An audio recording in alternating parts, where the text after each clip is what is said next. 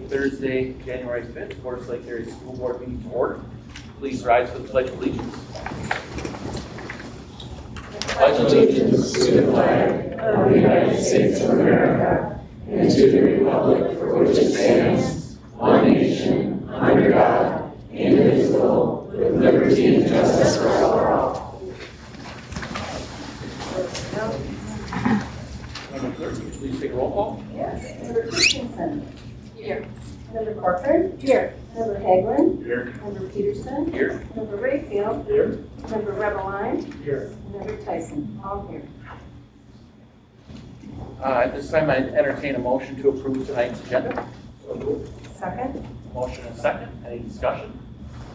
Hearing none, all those in favor signify by aye. Aye.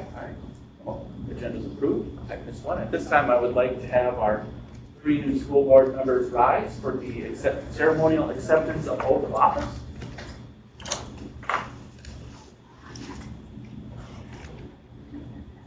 All right, perfect.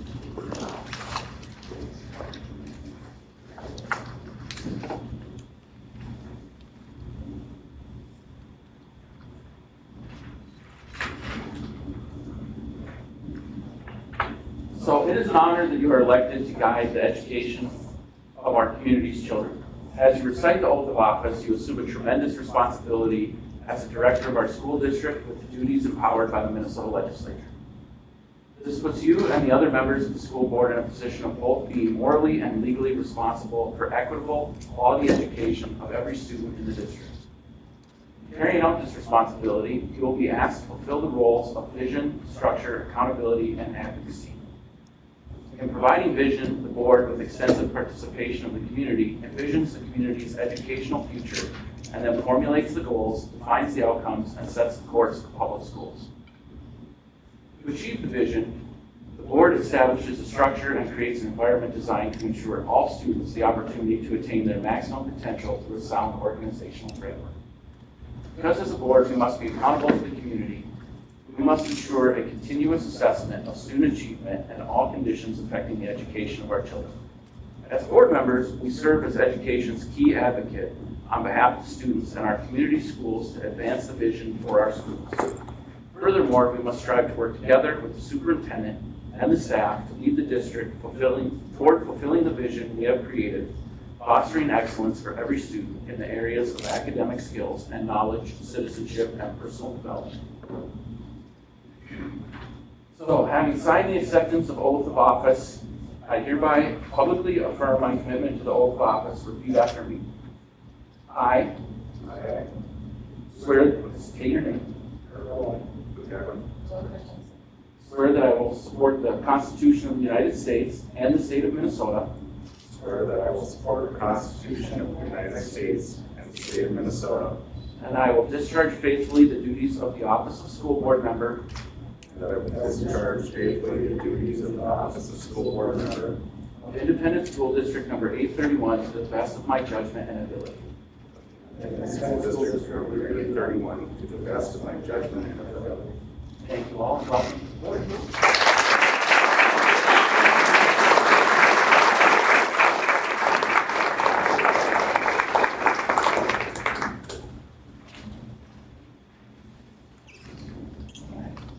Mr. Chair, point of parliamentary inquiry, please.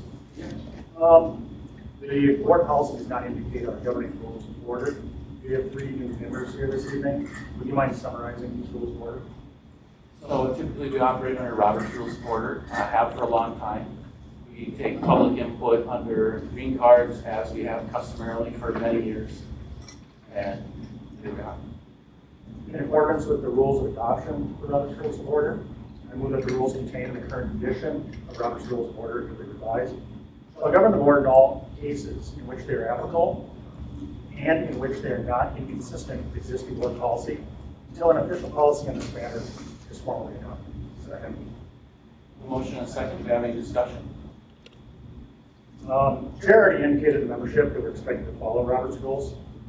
An objective set of written rules will make a huge difference when working through questions before the board. You give clear directives on what, when, and when various orders of business are appropriate. Without an official adaptation of rules, board members essentially have no directives or limits on the appropriateness of motions or behaviors, and the powers endowed upon board officers in Policy 104 lack definition and are therefore meaningless. The importance of this board for our students, our staff, and community is far too significant to present the potential risk of operating under the rules of anarchy.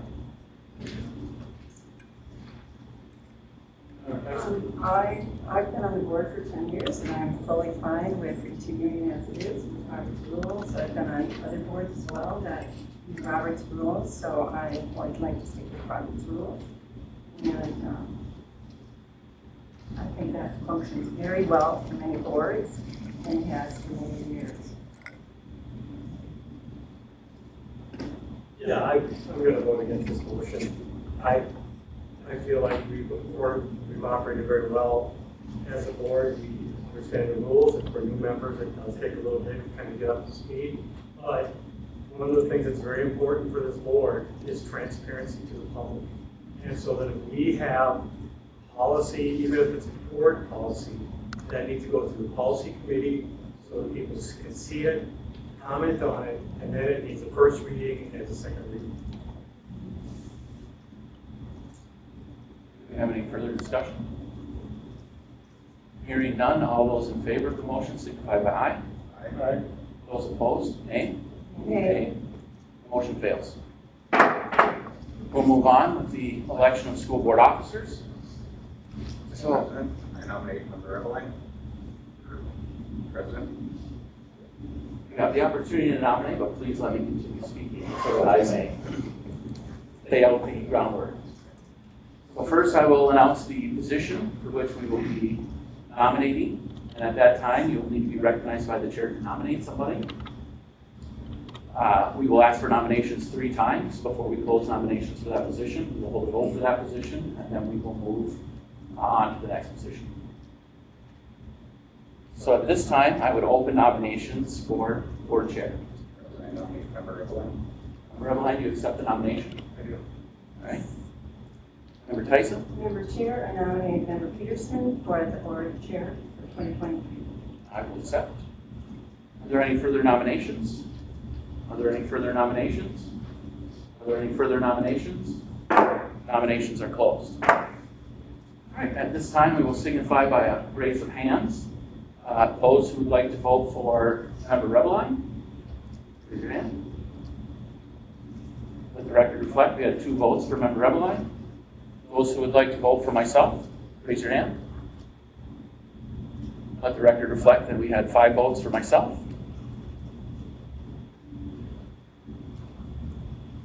And we'll move on. Vice President. Thank you. All right. Do we have any nominations for Vice President? Mr. President, I'd like to nominate Member Eveline. I have a nomination for Member Eveline. Do we have any other nominations? I would like to nominate Member Rayfield for Vice President. All right, I have 2 nominations. Member Rayfield, Member Eveline, do you accept? Member Rayfield, do you accept? I do. All right. Any further nominations? Any further nominations? Any further nominations? Nominations are closed. By a raise of hands, please signify if you'd like to vote for Member Eveline. Let the record reflect we had 2 votes for Member Eveline. Please raise your hand if you'd like to vote for Member Rayfield. Record reflect that Member Rayfield was elected with 5 votes. Okay. At this time, we will move on to clerk. Do we have any nominations for clerk? Member Rayfield? Madam Chair, I'd like to nominate Member Tyson for clerk. Do we have any further nominations? Any further nominations? Any further nominations? Nominations are closed. Member Tyson, do you accept the nomination for clerk? Yes, I do. All right. Seeing there are no further nominations, all those in favor of voting for Member Tyson for clerk, please raise your hand. Let the record reflect there were 7 votes for Member Tyson.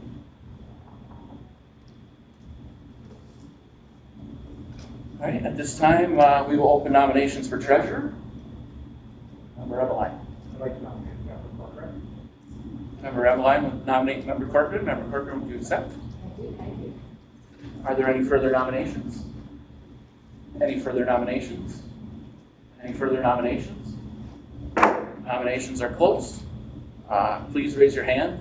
Seeing there are no other nominations, for those who'd like to vote for Member Corcoran.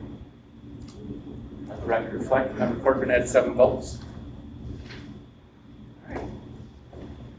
Congratulations to everyone. And with that, we will move on to scheduled and unscheduled visitors. Listening session. Member Rayfield? Yes, we had a discussion of a parent's experience with ninth grade at the high school.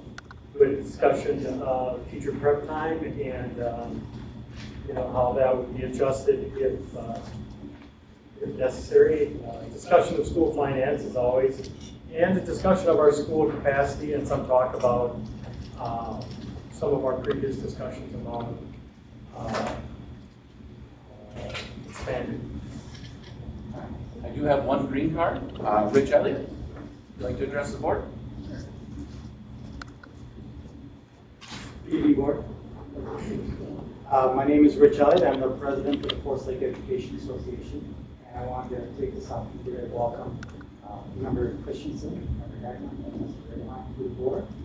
Appreciate your service, and we look forward to continuing the great relationship that we've built between our teachers, our staff, and the board. Thank you. Welcome to Forest Lake. Thank you.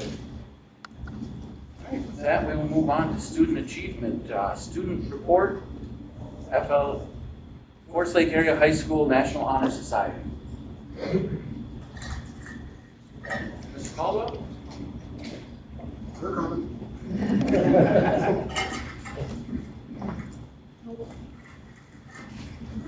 Madam Chair, Dr. Massey, school board, especially the new school board members. I'm Jim Caldwell. I'm the principal of Forest Lake Area High School. It's my honor tonight to introduce our National Honor Society officers, led by Miss Sadie Spaeth, who's one of our biology teachers. Sadie's in her 3rd year and jumping right into leadership roles. With that, I'm going to step aside and let Sadie introduce the officers. Can I just take a moment? If there's any parents who would like to take pictures, just feel free to walk back here and get the best picture you want. High school board, I'm Sadie Spaeth. This is my 2nd year doing NHS at the high school, and it has been a blast working with this group of students at the high school. With NHS, we are in 11th and 12th grade club at the school. Coming this spring, current 10th and 11th graders who meet the criteria to join NHS will receive a letter. Our NHS members really showcase 4 different pillars of scholarship.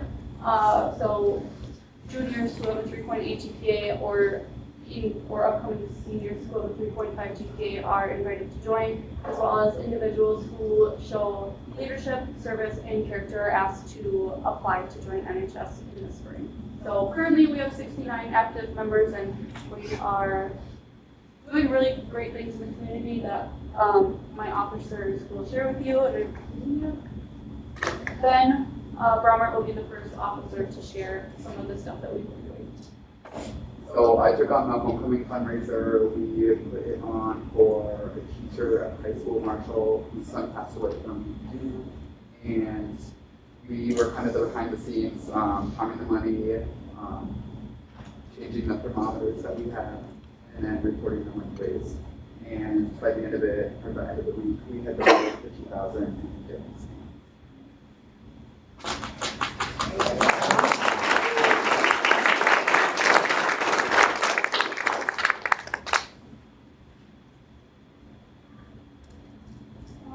My name is Brooke Behrens, and I took on the trigger canning event over Halloween. We took about a month organizing and advertising for this event. We set up boxes around elementary schools and the middle school and collected quite a bit.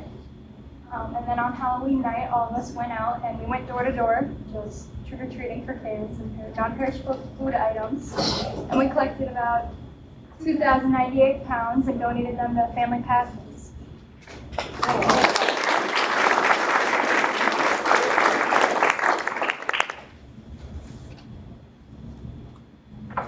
I'm here, Catherine Lawson, and I took on the Walk to 100, which is basically a fundraiser for raising money to end hunger in Twin Cities areas. And we basically raise money by selling suckers in high school. Every sucker was worth $1, and the money basically went back to that total. And then on Thanksgiving Day, we all went to All America, and we just walked around, getting sponsors and raising money for this cause. We raised over $1,100.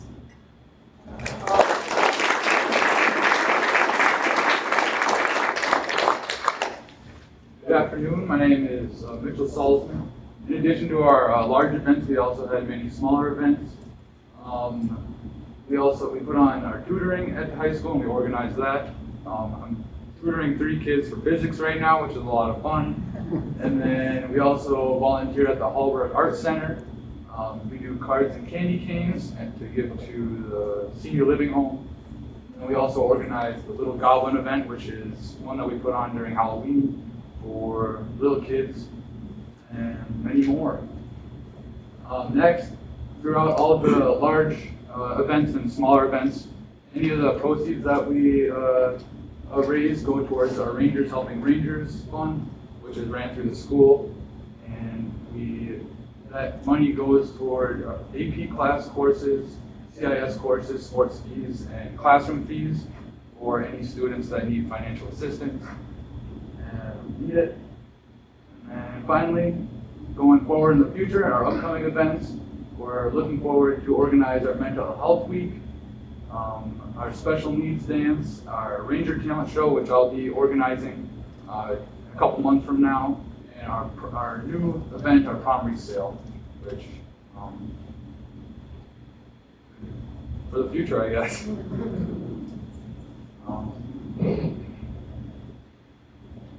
That's it.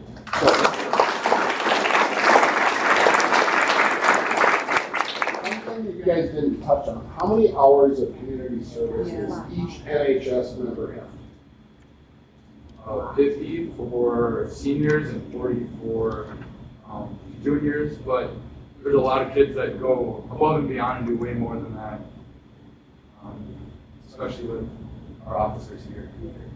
So anybody in the community school board, people in the audience, if you need volunteers for anything, reach out to myself and Faith, and we can always have kids, not just NHS, but other high school kids show up and help. These guys put hours and hours in. We've continuously received many awards. I'll guarantee you, Ben, what award did you get last year for volunteerism? The ambassador. The ambassador awards. So, lots, many, many, many hours.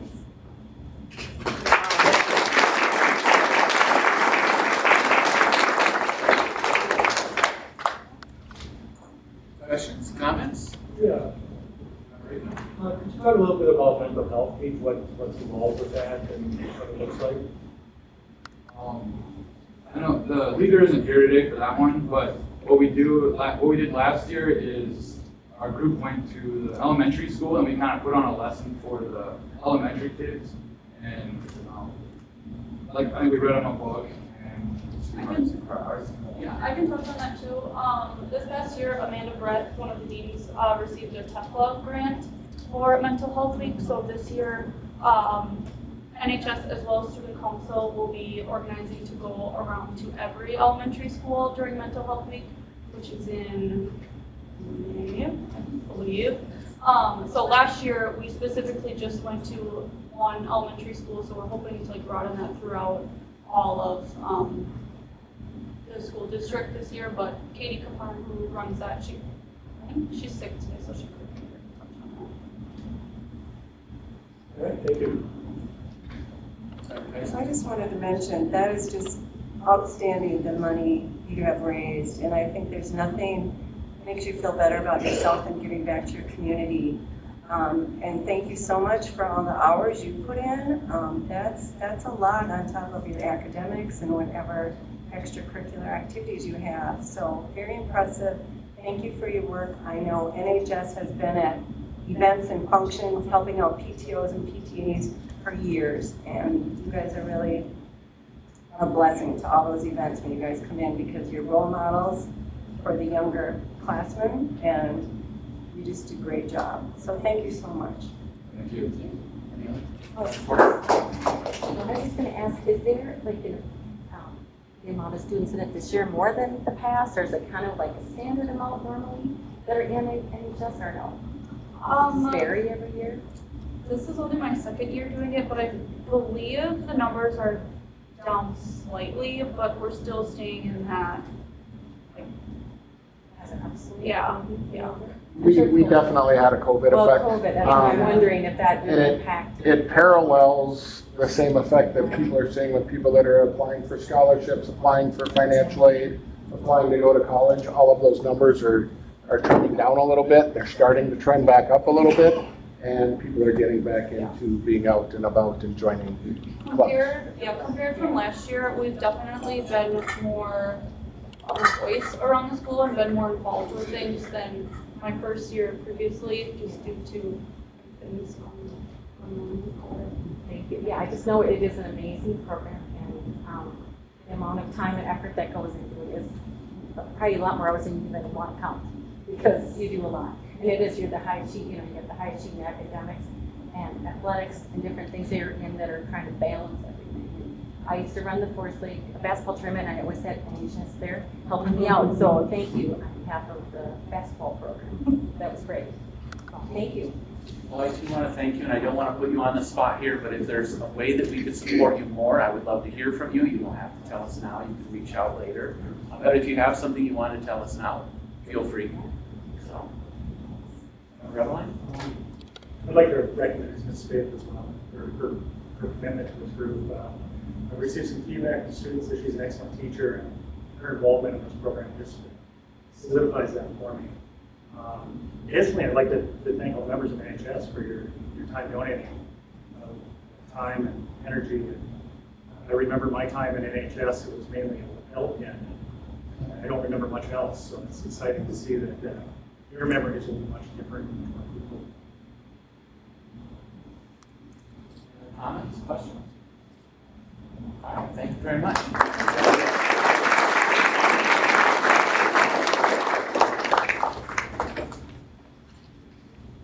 Then we'll move on to Linwood Elementary, Principal Matt.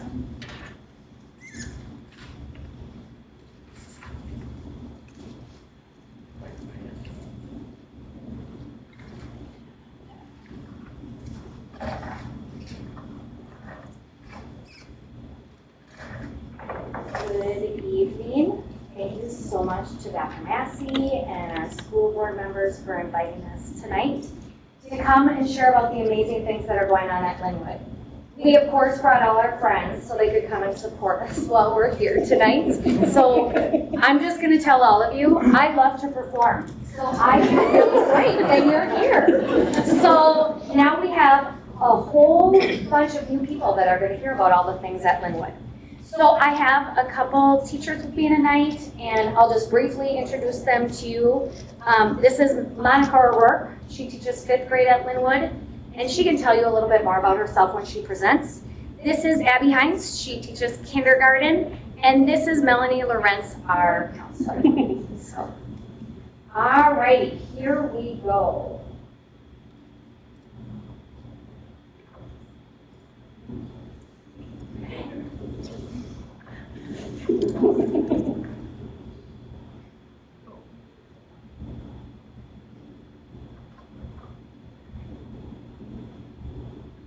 Okay, here we go. Some of the work that we've been doing at Linwood is really about trying to figure out what our purpose is and what our core values are and how that aligns with the district's strategic plan. So our purpose that we have landed on at this point is that at Linwood we learn and grow through connections with nature and each other. And our core values that we've decided as a staff are 3. We will build and continue positive relationships in our Linwood community. We will show compassion and empathy by understanding and supporting individual needs, and all will feel safe and valued in our classrooms and school. And these are important for every school or every organization or business to have, because every time a decision is made, it always needs to be filtered back through what our purpose and our core values are. And actually, we just had a BILT meeting, and it was super exciting because we were making a decision about something, and our academic specialist said, "Hey, that fits into our purpose. And I was like, yay! So it's important, it's very important with all the things that come to schools, initiatives, ideas, all of those things have to be truly at the core of who we are. And this is who we are at Linwood. So I want to just talk to you briefly to update some of you that were with me last year about the Catalyst approach. So last year, myself and my team came and we talked about what this was. And this is an approach that I was able to experience and use in my own classroom. And I believe so much in what this does that I wanted to bring it to Linwood. So we are currently in our 3rd year of the Catalyst approach. But I want to let you know, for those that may be new or those that maybe don't know what it's about, it is really an approach where teachers are looking at their own practice and reflecting on how their practice interacting and connecting with kids has an impact on their students, but also on the students' learning. So I will tell you that when we were in the 1st year, which was my 1st year at Linwood, we focused on the Catalyst approach only through professional development, and we had a few coaching sessions with our coach Abby towards the end of the year. Then in year 2, we continued with professional development. We had more coaching sessions available for teachers with our coach Abby, and we added 2 wonderful things. One is a live visit with other Catalyst schools. And so that's a picture of a team of our teachers and our literacy coach at Linwood that visited 2 other elementary schools in Anoka Hennepin. And they had the opportunity to visit classrooms with a very qualified Catalyst coach. And you'll wonder why they're wearing little headphones and they look like they're getting ready to pilot an aircraft. They do that so when they visit classrooms, they're able to sit in the back and the coach can whisper to them what Catalyst strategies that teacher is using. So kind of calling out what is different in this classroom, what does Catalyst really look like? So that was something that we added. And then we also added the Catalyst book and card. So I'm gonna just pass that around if you wanna look at that. This is the book that really houses everything about what it means to do the Catalyst approach at a classroom level. And then these handy dandy cards are all about the first part of your foundation of having a whole classroom Catalyst approach. Maybe I'll start those over here. So in year 3, which we're currently in, we have some things that we still keep in place. So we're still doing PD, but in just a couple weeks, we are going to invite our classified staff to be a part of that. Because if you're going to do the Catalyst approach, you need to make sure that everyone in your building knows it, how it works, and it's a school-wide approach. It's not just about teachers in the classroom. We continue on with our coaching. We have a new group of teachers going on a live visit in February. The most exciting part of year 3 is for teachers to have the opportunity to be certified. And I'll go on the next slide to kind of tell you what that would entail. But if a teacher decides to be certified, they invite the coach on their visit day to come into their classroom and to kind of evaluate if the teacher is fulfilling all the requirements for the foundational skills for the whole classroom approach. If a teacher doesn't get certified that first time, it really is a wonderful thing because the coach talks to the teacher, shares with them, here's what you're doing well in, here's some things to work on. And so I actually did a certification session with the coach, and this is the feedback sheet that I got. And so I'll pass that around as well. But that is something that every teacher, every principal does each year to be recertified. So you can be certified in whole group and small group, and the small group piece is wonderful because it includes our special ed staff, it includes the academic specialists, so everyone really has access to being a part of the Catalyst approach.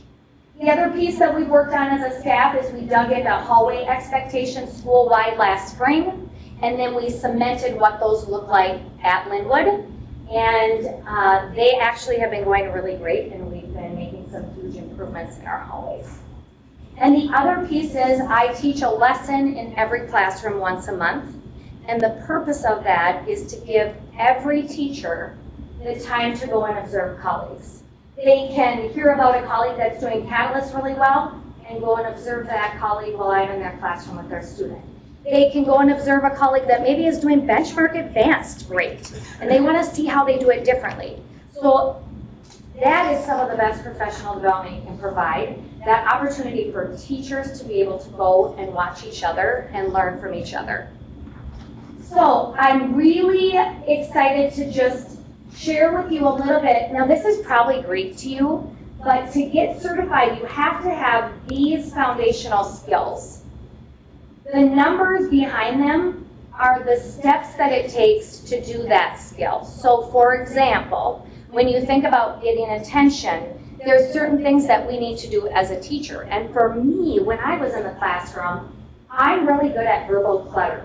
And what I mean by verbal clutter is when I'm getting ready, I'll say, "Good morning, class." "Oh, good grief, I'm just getting everything set up. Did everyone have a good night? Okay, now listen in just a little bit.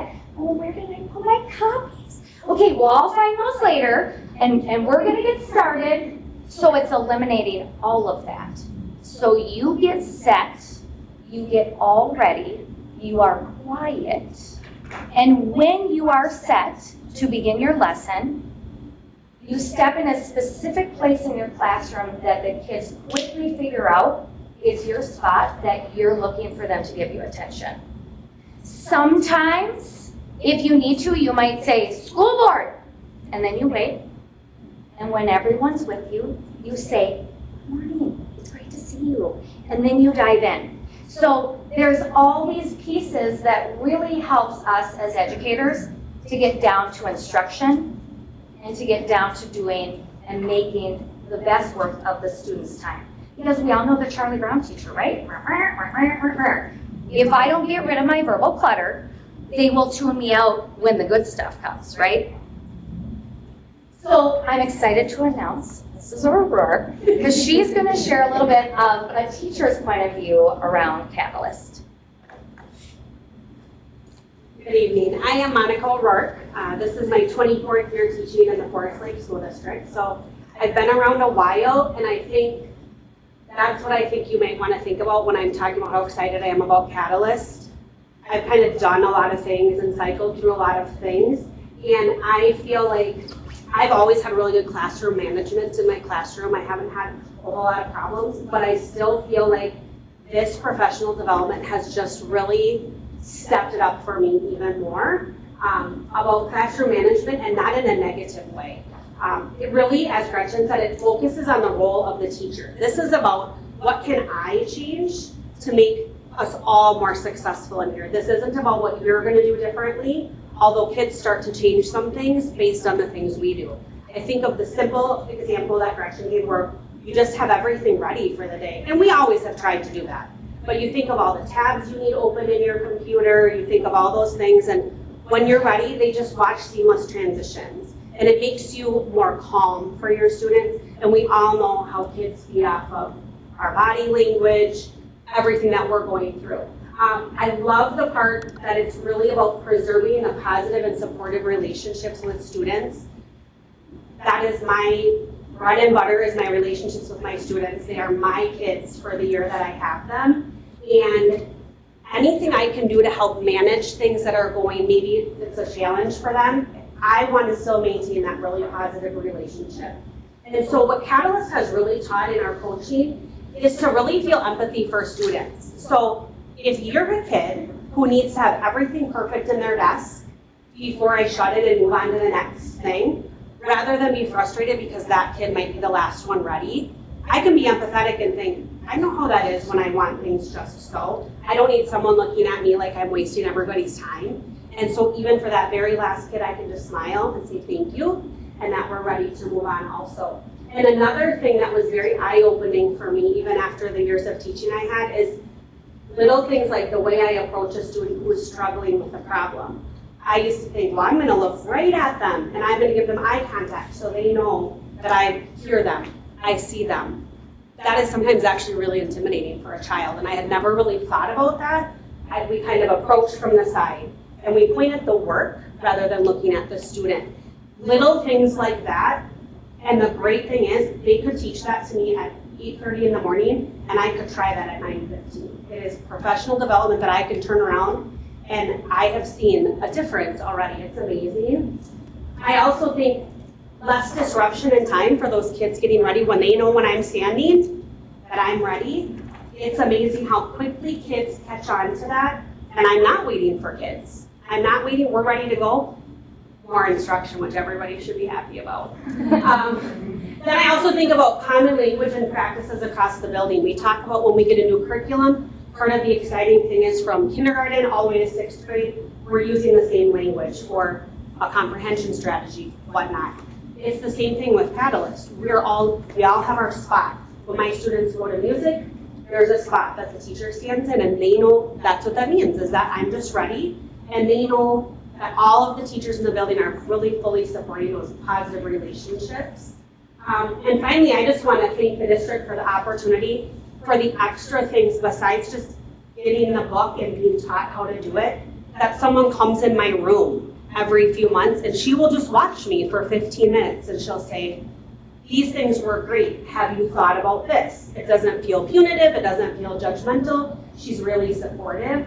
And I'll just say, I don't know what to do. I'm really trying to keep a relationship with someone who made a really poor choice. What could I do? How could I do that differently? They're just a wealth of knowledge. And those live visits when we went to other schools last year, incredible experience. It's always fun to watch other people and just, I walked out of there and changed things in my classroom the next day. The way I called kids back to the small group table, I did it differently. It seemed so effective in that classroom. So I appreciate all of that. And like I said already, it is professional development. I can get in the morning and use that afternoon. We had PD on Monday morning, and I changed the way I asked a question today. Just little things, and it's just really great. So that's kind of my catalyst.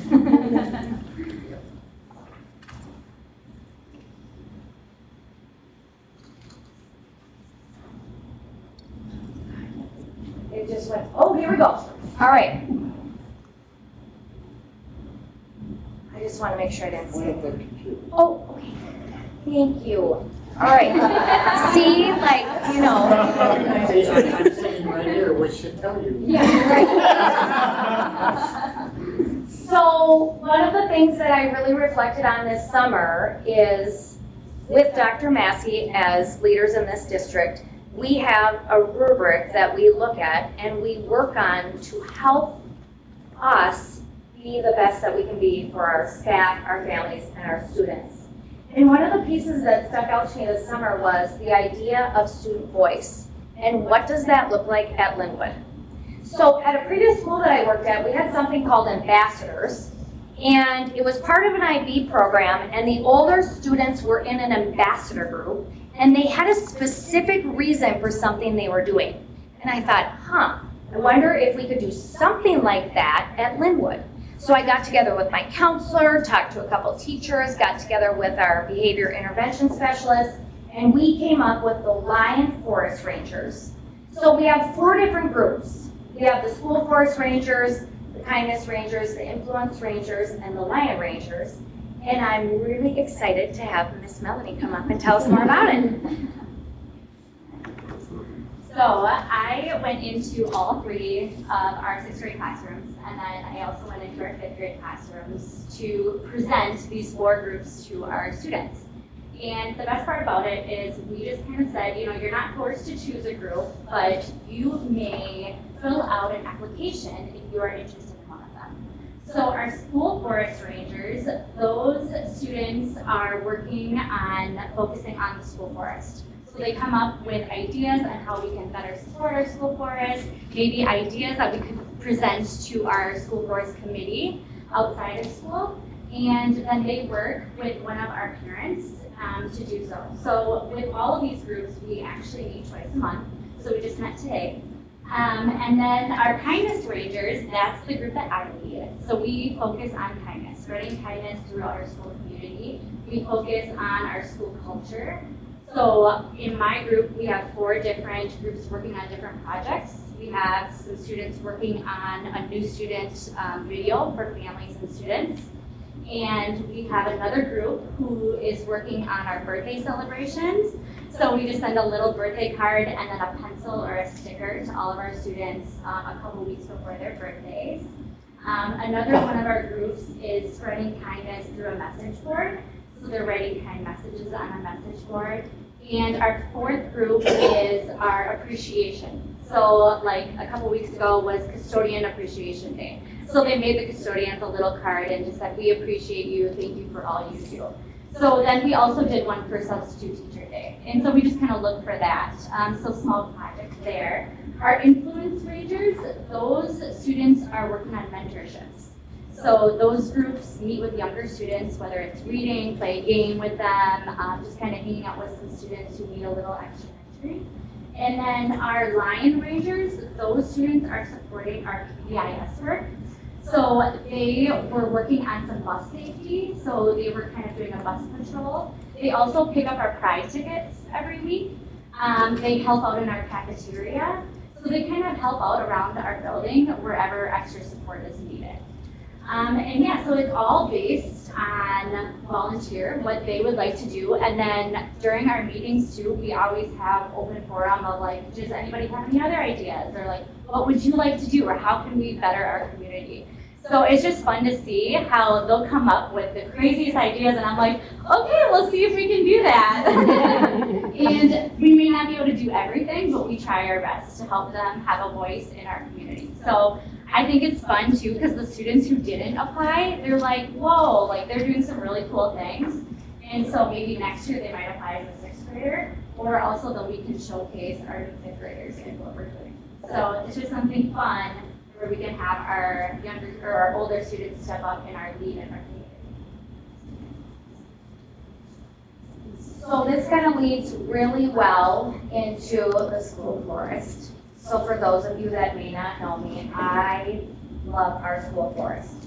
We have a 200+ acre school forest. And in fact, on my day when I was able to be at Linwood yesterday, I put my snowshoes on and I went out to the forest. And actually, a couple teachers came in and I pulled their kids and I'm like, we're going to the forest, get your snowshoes on. And we ran out there and it just completely changed everything that I did for the rest of the day. Driving in, white knuckling it was enough to probably take me over the edge. So after I got there and got settled in, I knew I just needed to get some fresh air and just get outside a little bit. It was so nice and warm. So just a quick check-in, because I could talk for a long time and I know it gets to be a lot. We have snowshoes and cross-country skis, and actually, that's a picture of our staff from Monday. We all went out to the school forest either by a new class set of cross-country skis that we got through a grant, or through snowshoes, and it was just wonderful to do something as a team and get out there, and also maybe help them feel comfortable, like, oh, getting snowshoes wasn't so bad. Maybe I'll take the kids out. So it also just helps people get more comfortable to go out there and in different ways get out there. This fall we were able to have Ag Council out there, which I love doing, and I love that Dr. Massey allows us to do that. Betty is our side-by-side. We named her Betty. And she is so critical to the work that we do in the forest. And the reason for that is because she allows access for every student at Linwood to get out there. So I put a couple pictures of some of our students that may not be able to take the trek out there. And so Betty is allowed to take them out and pick them up, and they're able to participate with their class. It's the same for staff. We do have some staff with mobility issues, and they also now are able to go out there when maybe they haven't. Now, in this really great picture of leaves there, I know you can't see it, but in the center of that picture is one of our students who is almost completely blind. And she uses her cane out there when she's in the forest. And last year, when I used to take her out, she was really hesitant. She wasn't excited about the cane. She will eventually lose all of her sight, but it's a slower process. And she just was not interested in Braille or the machines. And this year has been a complete turnaround for her. And so it was so exciting to see her out there using her cane in the leaves. She did wonderful, you guys. It was wonderful. So the last thing is I think I talked about this last year. I really begged other administrators, bring your kids, bring your kids, bring your kids. Well, this year, when you build it, they will come. So a STEP group wrote a grant to bring some students through the forest. So actually this Friday, we have 6 STEP students who will be coming up, and I will be helping them get their snowshoes on and go through the forest. And then the CLC will also be coming later this winter, early spring. So it's free, it's close, it's wonderful for anybody to access. So I'm just excited that we're starting to get that to happen. All right, I also am in Minnesota Principal Academy, and I have to do a huge report, and I did it on the school forest. So this is just some data that I have teachers and students actually fill out every time they visit the school forest. And even if we have this teacher that's bringing those 6 kids, I will also have him fill this out because it's excellent data to have. What this shows you here is when a teacher returns, when the naturalist from Margot returns from their visit, how engaged were kids for learning after that visit to the forest? So the yellow one means that those kids visited towards the end of the day. Teachers often do that, they end their day with a visit. But if you look at the blue, that shows you the amount of kids that are engaged when they came back. If you look at the red, that was maybe a teacher that was like, a couple of teachers that were like, it did not go well. So I will be excited to see how this grows over time. We just started this in September, but it just is already exciting to see that for sure engagement can go up when you get kids out into nature.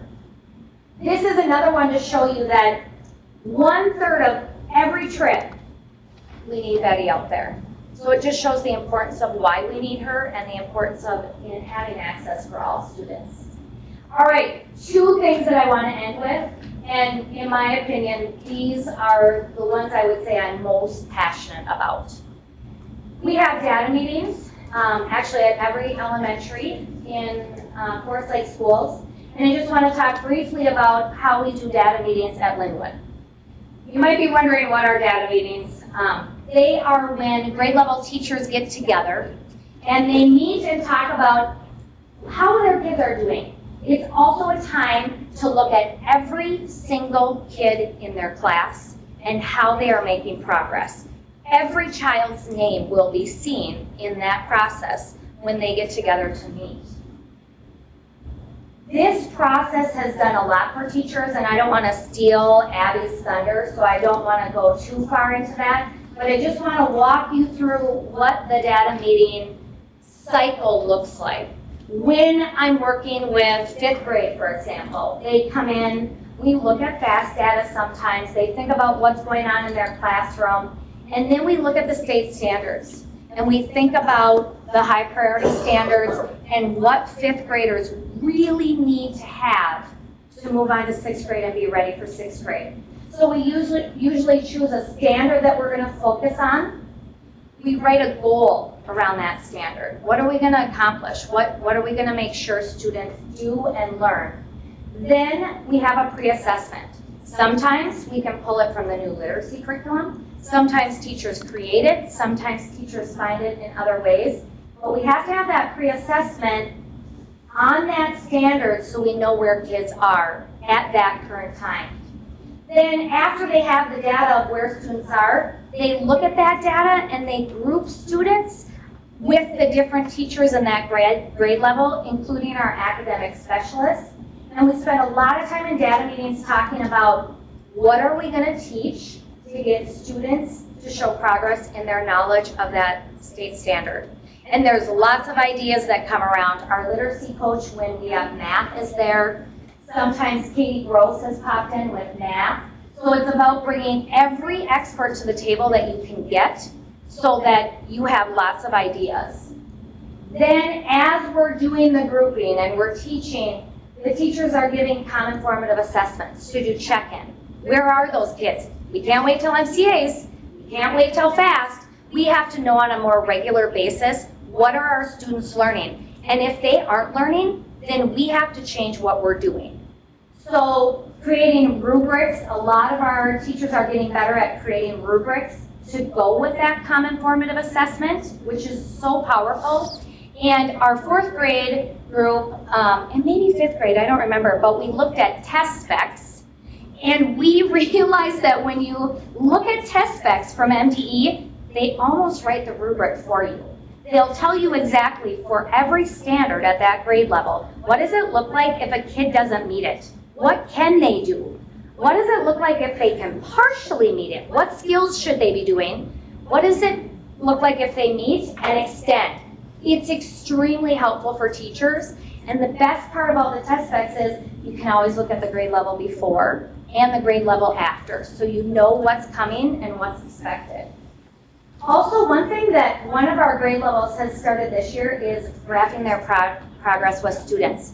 Getting those students involved in what they're learning, where they are. Like talking to kids and saying, wow, your words per minute, this is where it should be, this is where you are at. Here's what we're gonna do every day to get you there, but let's graph that on a weekly basis so you can also be a part of what you're learning and what your growth looks like. And then obviously, as we're starting to get closer to stopping to focus on that standard, not that we ever put it away, but sometimes teachers get to a point where they're like, you know what, we're rocking and rolling, we're moving on. We do a post-assessment just to kind of see where our students are. So that has been a super powerful process. So I'm gonna just invite Abby to just share her, kind of her experience with it. Hi, my name is Abby Hines. I am a kindergarten teacher. This is my 3rd year teaching in Forest Lake. I'm a 3rd year teacher overall. So last year I was in kindergarten and I'm in kindergarten as well this year, and my lovely teaching partner Tina is here as well. Data meetings are really special to me because I remember, you know, coming in before my 1st year of teaching, Gretchen sat me down and she was like, what is like something that you really want to grow at as a teacher? And I said data, learning how to track data, look at data, analyze data. What can I do to really help and grow with my students and just push them to that next level? And so last year is when I really started to dig into data and into what we were teaching in our classroom and really looking and seeing what do we want our kids to know and how are we going to get them there? So kind of that backwards model of, you know, looking at the end and how are we going to support them to there. And that was just a really great process to go through, again, as a younger teacher. And the really great part was that at these data meetings, we had a whole team of people there to help us look at that, figure out our goals for our kids, look at fast data, data that we were assessing with our kids in our room, and really just break down that process for us. And so starting this year, me and Tina were really energized and vitalized, especially with the new curriculum coming in, of just to dig into this work with our students. And so this year, for our first data meeting, kind of the goal that we set for ourselves with obviously being kindergarten is we want to get letters and sounds down for our kids as quick as we can and build their confidence with that. And so at our data meeting, we set that goal. We talked with a plan and what we were going to do. One of the primary interventions we used was the interventions from the new benchmark curriculum. So it was also fun to dig into that work and see how that would be implemented in our room. And so the work that we did with data meetings is directly tied to target time. So that's 30 minutes in our day where Tina and I looked at all of our kids. We looked at our baseline data for letters and sounds. And we said, okay, we kind of split it into 2 groups. These are the kids that are coming in with a decent amount of letters and sounds. They kind of got those skills to just finish those up, but also move on, working on sounding out words and things like that. And then the other group was kids who were coming in with very little letters and sound knowledge, which is totally okay. And so she took the higher group and I took the lower group. And so with the benchmark interventions, as well as other supports that we built in, it was really amazing to see. So we taught a letter a day within that 30-minute period. And of course, during that time, you know, certain kids would go to their special education instructor, our academic specialists would come in and work with higher kids and lower kids as well. And then the work that we did was daily, so we read a letter a day, and it was all exciting and fun. And then at our next data meeting, we went through and reassessed before we came to the meeting and looked at letter sounds. And it was so interesting to see. We went through every kid and looked at the data. What letters did I teach them?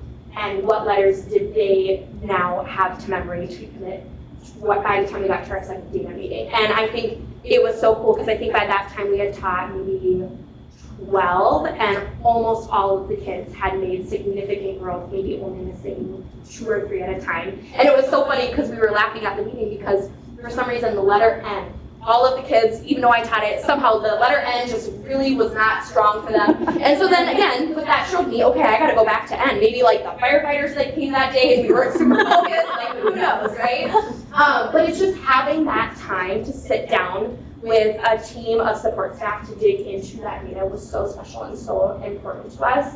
And even now, I mean, I feel like Dina would agree, this is the fastest our kids have learned their letters and sounds. There's only just a few that we are still working with. And so, again, one of the things is we don't want to stick on something if the majority has already gotten it. So once we, again, looked at that data, had that time to look, reflect, dig into it, we said, okay, what's our next goal? What's our next task? And so we were able to switch it up, and now we've been digging some math goals with them and math standards and seeing what do we need to get them to complete that next step. And it's just been really fun to see because they are also empowered in their work. We're showing them that data. We're saying, remember when we started at the beginning of the school year and you only knew 5 and now you know all of them. And just for 5 and 6-year-olds to almost recognize like, whoa, I've actually learned this much. It's super exciting and empowering for them as well as for us.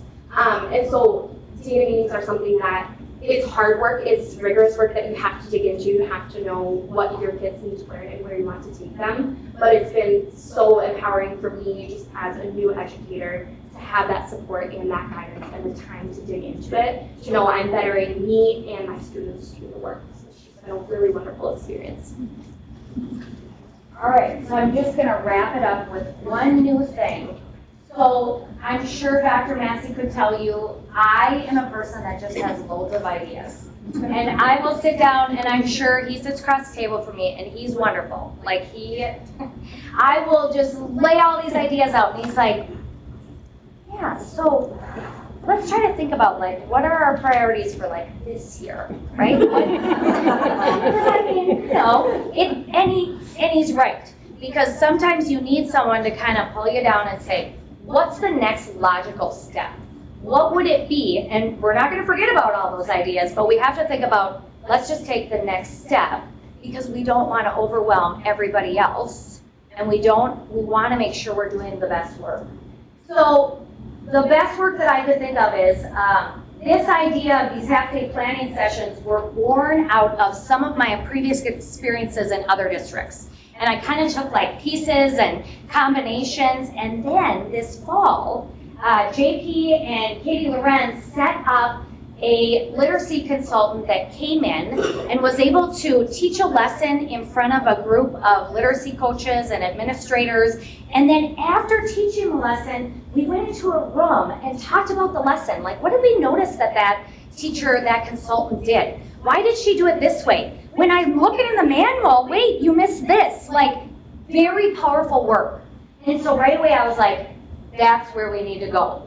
So my literacy coach and I sat down in my conference room and we started to like map out if every grade level in the building had a half day of planning, what would that look like and what would be the most beneficial part of their time.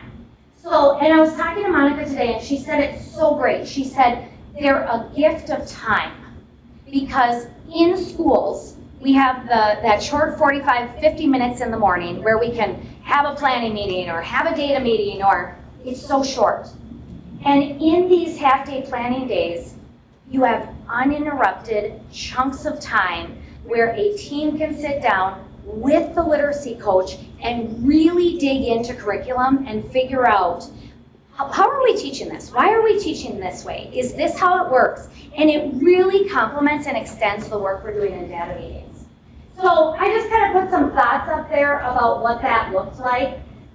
Some of our teachers had the opportunity to go back into their own classroom and watch our literacy coach teach a lesson to their class.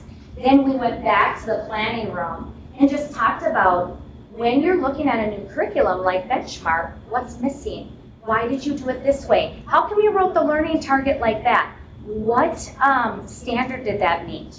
And then the other big piece of it was to really backwards plan, to start to teach or remind teachers what it means to backwards plan. And what does that mean? That means you're unpacking a unit, you're looking at the end goal. What does that end unit assessment look like? And then you're kind of figuring out the standards, the high priorities, and then you go back to the beginning with that knowledge and you start to plan those lessons and learning targets. And the teachers are so much more confident about it because they know what they're looking for. So these have been super powerful and really exciting. The teachers at Linwood will have 3 of them this year. We did our fall one around literacy. We'll have a winter one about math. And then our spring one will go back to literacy. And our Q-Comp money pays for the guest teachers that come in to cover those classrooms. So I know this was a lot. This is like my one chance when I can come and first of all, let you see the amazing educators that we have at Linwood and just how lucky our community is to have them, but also just to really show you that there are amazing things going on in our schools. And if this is the only time I have, I'm gonna pack in as much as I can. So, I mean, there are lots of songs I could sing, but I just thought, you know, with all these people here and the long agenda, thank you for letting us come. Thank you for letting us share what we're so passionate about and the work and the practice that we do. And we just appreciate your time. Thank you, ladies. We're glad to have you with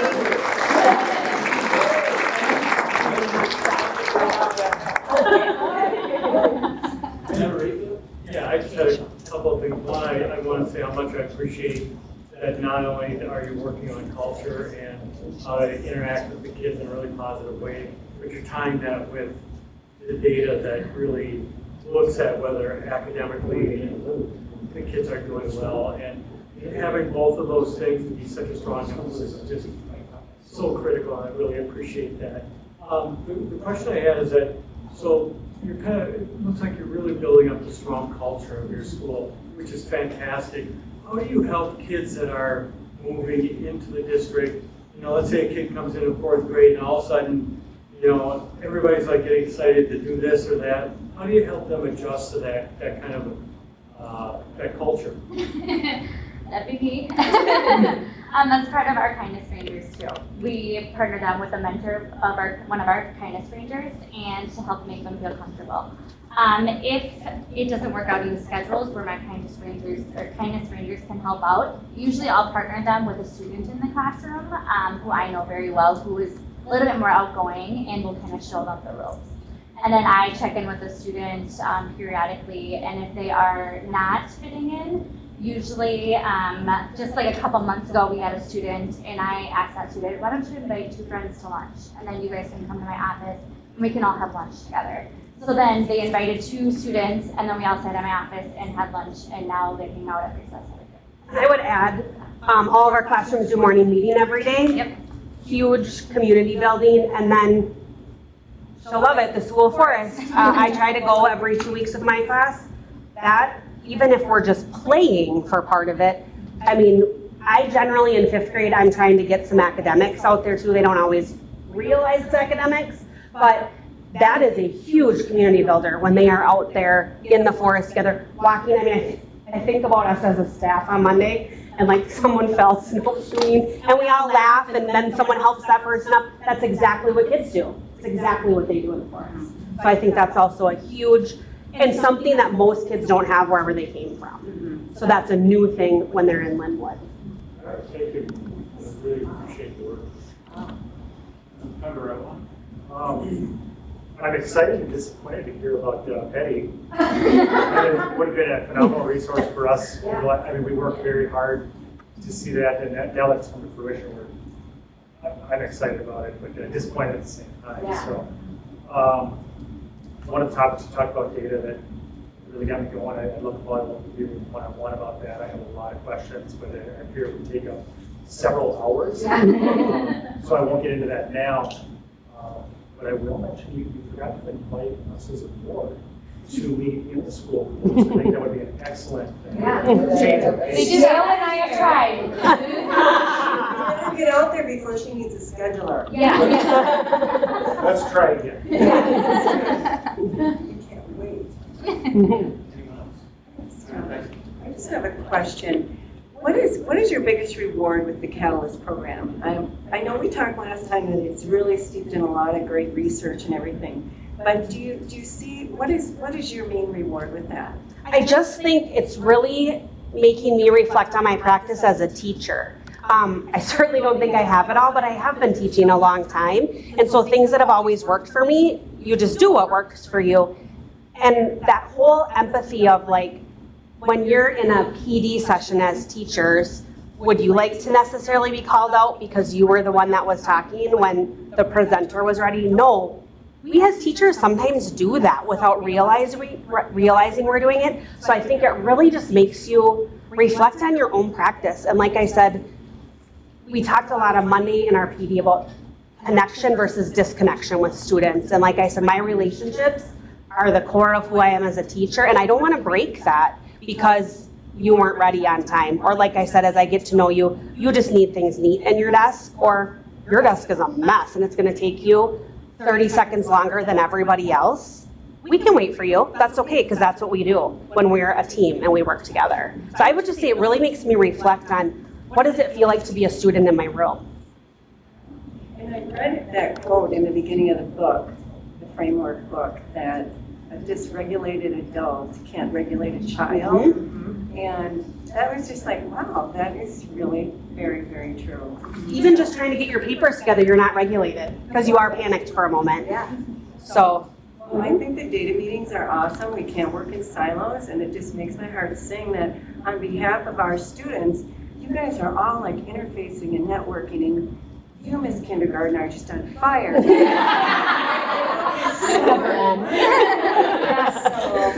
thank you for all you do. Gretchen, you are phenomenal. You are just like igniting just a passion for education.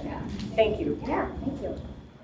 I know we're running out of time, but just real quick, I just want to know how the parents, are they, I mean, they must have seen some changes in their students, I'm assuming, bring that back home or just talking about it. I mean, because as a parent, I think that'd be an amazing program at home. I mean, all the crazy, like you say, they don't pay attention to you because you're too doing everything. Right. But when you're quiet and they actually come to you. So I just wondered how that has been going. Yeah, so I'll start, and then if you guys want to add. It kind of is a little bit about you, but our PTA has been pretty quiet my first 2 years. It's been very, very small. And this year, with a lot of work from Abby and other teachers, it has really grown. And it's really exciting, and it's almost rejuvenated a parent group at Linwood, which I love. But the one thing about the PTA that I really wanted to change was I send out a weekly newsletter. I'm sure it is long and full of information, but I miss people sometimes in that. So one of the things I've tried to do is I have a big topic every month at the PTA meeting to talk about things. So whether it's the new benchmark advanced curriculum, whether it's about Catalyst, whether it's about how we're going to roll out Second Step, whatever it might be, just inviting parents to the table. I will tell you that sometimes that is the hardest part. We had a great turnout for conferences this year, and I think that's another way that we can get parents in and kind of teach them new things and tell them about what we're doing. But that is on that rubric that we go through with Dr. Massey. It was like students or parents, families, what do I want to do? And I really dug into the student piece, and that will be like that next step for me is how do I get more family involvement? How do I make sure they know what's going on and what their kids do every day? So I think we're in progress there, for sure. And COVID put a lot of that behind. So Sure, I think sure. now it's just a time to rebuild. Yeah, But yeah. Thank you. Yeah. If I can just say, you might be thinking, if Catalyst is good at Linwood, then it must be good at our And we are doing Catalyst in all of our elementary schools and stretching into our secondary schools as well. Super exciting. Awesome. Yeah. Any other comments or questions? All right, thank you very much. Okay, thank you so much.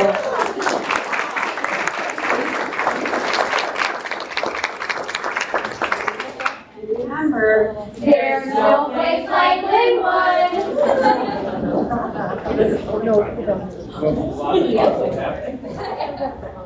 Does anybody have any positive happenings they'd like to share? Member I have a Tyson? couple. I went to the holiday benefit concert, which I joined first annual, and it was a huge attraction. I could hardly find it in a park. And I couldn't stay for the entire length of it, but it was so festive in there, and the music was fabulous as always. And I believe the Music Boosters raised over $3,000 that night. And it went to Family Pathways, the Food Shop, and the Children's Coach Fund, which is dear and near to my heart. And I also just popped in on the gymnastics. I follow them on Instagram, and just love being in that space because it's just a beautiful place to watch gymnastics, and it's they're fluid, they're moving here, they're doing the bodies. So if you get a chance, pop in on the gymnastics. It's really fun to watch. And then I did go to a girls' hockey game. Recently, and I can't remember who they played, but it's always so much fun at the Forest Lake Arena. So that's it. At the Christmas concert, what did the choreography back here? Fantastic job. It was really putting you back in that Christmas spirit, and it was a really good, clear indication this is the time of season. I thought they did a fantastic job. Anyone else? We'll move on to reports, workshops, conferences. I don't believe anyone had any. We'll move to 916. Member Ketto's not here, so we will move on to buildings and grounds. I attended the buildings and grounds meeting. We had a discussion on the ice arena project, both the upcoming project and the land situation, because that land is owned by the city. We also had a 10-year maintenance plan review, and then Bill Schwartz gave his maintenance report to the buildings. And we will move on to, let's see, City of Forest Lake. Member Luther's not, or former member Luther's not here. So Communications Committee. Member Rayfield. Yeah. So we spent most of the meeting kind of talking, we talked, we did a recap on the email communications, but most of the meeting was spent talking about district customer service and how we present ourselves to the public and just how the big effort that the community had put into just being friendly to our public and making sure that, when the public comes to us that they feel respected and they have a good interaction.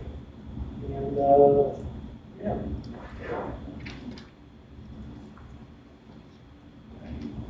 Move on to community education, also member Rayfield.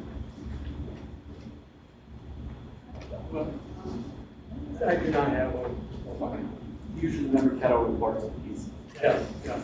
Former member Ketto. Sorry. Curriculum, instruction, and equity, member Tyson. Yes, so for my report, we had a safe space program overview by Kelly Larson. She's a teacher at Forest Lake Elementary. And she talked about how they developed and are using an anti-bias curriculum. They adapted it from NAEYC, which is the National Association for Early Education of Young Children. So the K-3 curriculum includes a picture book. It also includes a video, which is called My Identity, which we got to watch, and it was just very, very good. The curriculum for K-3 is grounded in restorative conversations. So part of their goal in mind is that everyone feels safe and belongs. So this was just an excellent update, which takes us back to our strategic plan. One of our strategic focus areas is excellence in fostering personal well-being in a safe and respectful environment. Create a safe, inclusive learning environment that fosters personal well-being. So we know that our district is committed to making sure that all students have a safe learning environment. And that concludes my report. Okay, so we'll move on to the finance committee, member Corcoran. Our meeting talked about the annual audit, and Director Renberg, we actually have it on the agenda tonight to approve the audit. Jackie Heigl from MMKR presented and talked about the audit, and we had no findings, and no findings based on our testing the district's compliance with Minnesota laws and regulations. So the whole meeting was pretty much talking about going over the management report and kind of going over comparison budget to actual, and we have no findings, so a very good report. We will not have a policy committee report. Staff welfare committee, number 8. Yeah, so we talked about our legislative update, we talked about the upcoming session, and guessed at what it would be like. But we also talked about our legislative agenda, which we're going to see tonight under 11.3, which kind of deals with transportation funding, the special ed cross subsidy, and really addressing the general fund. Making sure that the general fund actually reflects what schools need and reflects inflationary pressures that we're under. And we talked about busing, which we often do, and how we address, our driver shortage, and discuss some ideas for that, and elementary lunch and recess coverage. We had a discussion about we want out there on the playground.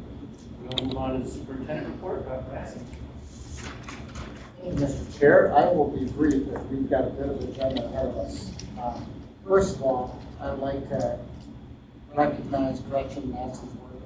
As you can see, the energy that she brings to her leadership work, the focus on relationships, connection, building staff capacity, and the academic result focus and the results that she's given them. They're just really impressive. We saw with Monica and Abby and Melanie and Team Sparty, who's in the room, and kindergarten teachers there, phenomenal educators there, as we have for our education. So just excited to see that work. We've had several snow days already this year, as you know. And I would just take a moment and share with you the painstaking work that goes into deciding to do a late start or full schools. I have too many conversations back and forth with neighboring superintendents. What are they seeing? What do they anticipate?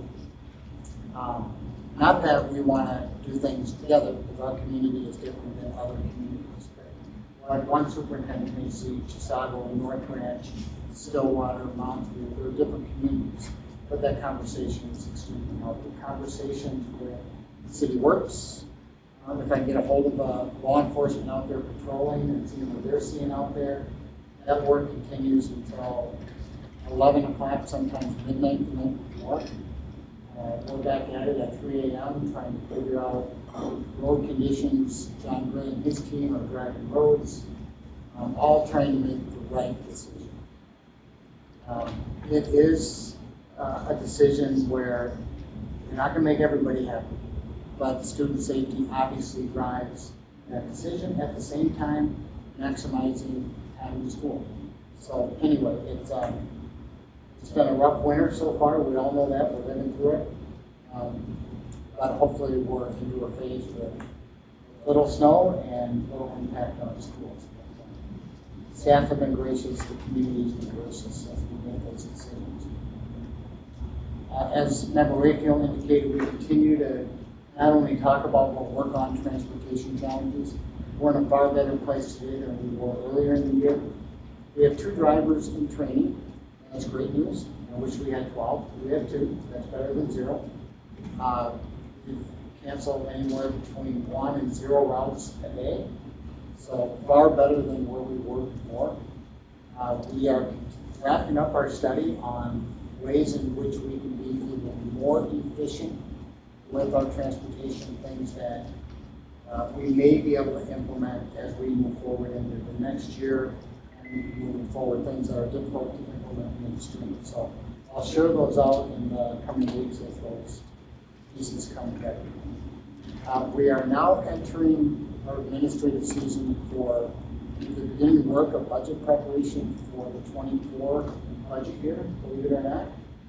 And that includes a lot of analysis around staffing needs and staffing analysis. So that work is really kicking off in a lot of deep work, and that'll continue all the way up to the staffing recommendations that are coming forward. I won't belabor this point or go into it because Gretchen, Principal Nancy covered this in great detail. But the academic work going on at our elementaries with the benchmark adoption of my curriculum, the work that staff are doing, the whole group, small group, emphasis on writing, from phonemic work to vocabulary, fluency, comprehension. It's just incredible work happening on a daily basis. It's a lift for teachers. I'd like to, I suppose I could ask our elementary teachers if it's getting easier, but they're becoming more familiar. That has a benefit, but it's a big lift, and they deserve a ton of credit for the work that they're doing. Of course, the emphasis on numbers and mathematical thinking, and that whole work is really critical. We have our math instruction coach, Katie Gross, here, just doing some amazing work there. The work at our secondary level, academically, the emphasis on student achievement is impressive. Kids are preparing for MCAs, FAST exams, in May, advanced placement exams, ACT exams, really, really busy academics. One of the best parts of my work is I get to sit in some of those data meetings along with Director Jacobson and Director Wilson. The three of us sit in on these data meetings as a way for us to hear the conversation, learn along with the principals and the staff. It's just, and ways in which we can support that. Lastly, some of you are scheduled to go to the NSBA Leadership Conference next week. We will, during lunch, join representing Member Rayfield and is it 20 years of service? And that recognition as a school board. So that's next week. And that concludes my report. Thank you, Dr. Massey. We'll move on to the consent agenda. At this time, is there anything anyone would like pulled from the consent agenda? Seeing nothing, I would entertain a motion to approve tonight's consent agenda. Second. A motion and a second. All those in favor signify by aye. Aye. Motion passes. We'll move on to 10.1, approval of routine action items. So typically we've done this process of simply asking who would like to do these things, and then sort of go around the table and folks who are interested let us know. So 10.1, we need to appoint a board representative to MSBA. Do we have anyone who's interested? Madam Corcoran? Anyone else? All right. So I'll entertain a motion. We're going to approve each one of these by a motion. So I'll entertain a motion to appoint, to accept the appointment of Member Corcoran to MSBA. So moved. Do we have a second? Motion and second. Any discussion? Hearing none. All those in favor signify by aye. Aye. Motion passes. 10.2, we need to appoint a board representative to the Minnesota State High School League. Do we have any interest? We have Member Corcoran and Member Hager. Any other interest? I believe you have one. Sure, we have three. Yeah.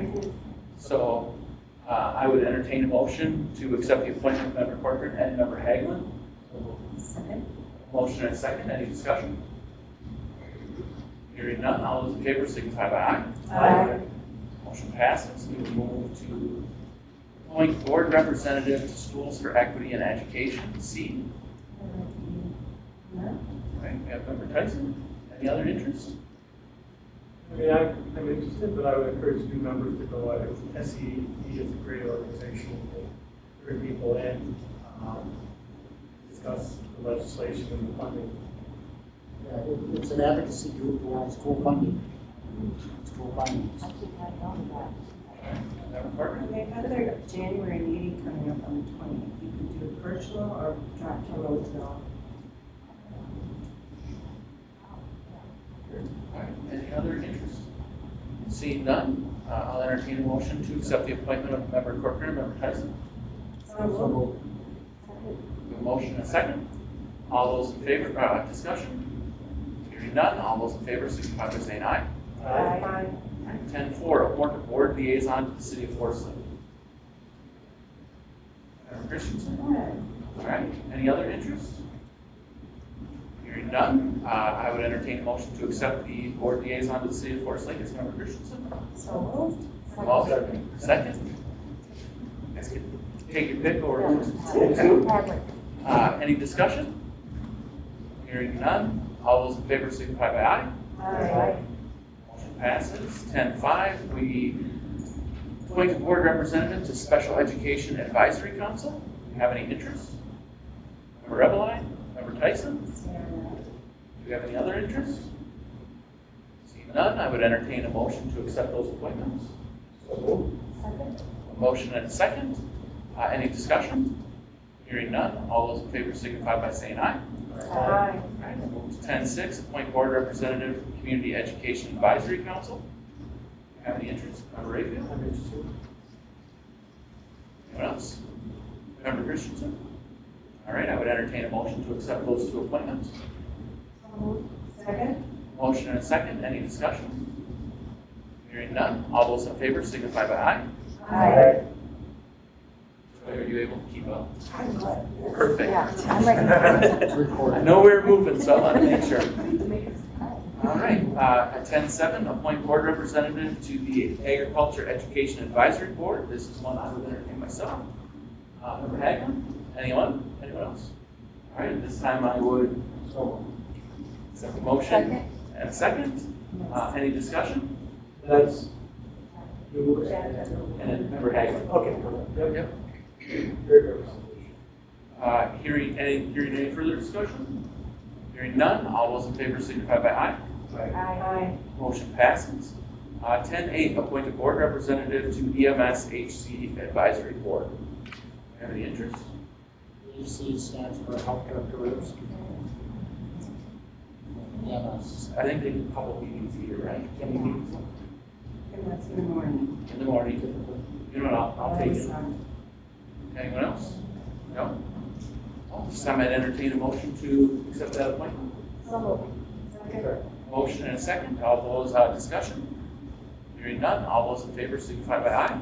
Aye. All right, at this time, we appoint a board representative to 916. And before we get to asking for an appointment, I would like to appoint Member Tyson because this is a completion of an existing term for Member Ketto, who's no longer on the board. It is a 4-year term, and Member Tyson has done it before. So I think it would behoove us to put somebody in there with some experience, just because it's the middle of a term. So, does anybody else would like to be considered for it?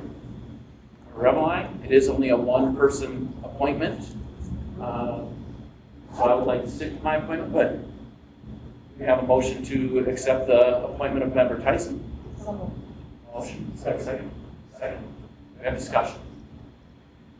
This is not going to be very interested in. At this point, I only have one of these representative positions, being SCAC. I have an active son in the district who is a recipient of special ed. I work with that department quite a bit. And I feel this would be excellent. Any further discussion? Hearing none, all those in favor of accepting the appointment of Member Tyson to 916, signify by aye. Aye. Aye. Opposed? All right, motion passes. 10-10, designate the official school newspaper. Dr. Massey. Yeah, you will see in your packet the quote. We do need a weekly newspaper for us to post our minutes and agendas and other notices. What the vote on will be to a monthly circulation versus weekly. There really is no other action. You can see that quote in Do we have a motion to accept 10-10? Second. A motion and a second. Discussion. I think the Times does an excellent job. They're very dedicated to our messages and very consistent to always have our reporter here. I agree. Their job. Any further discussion?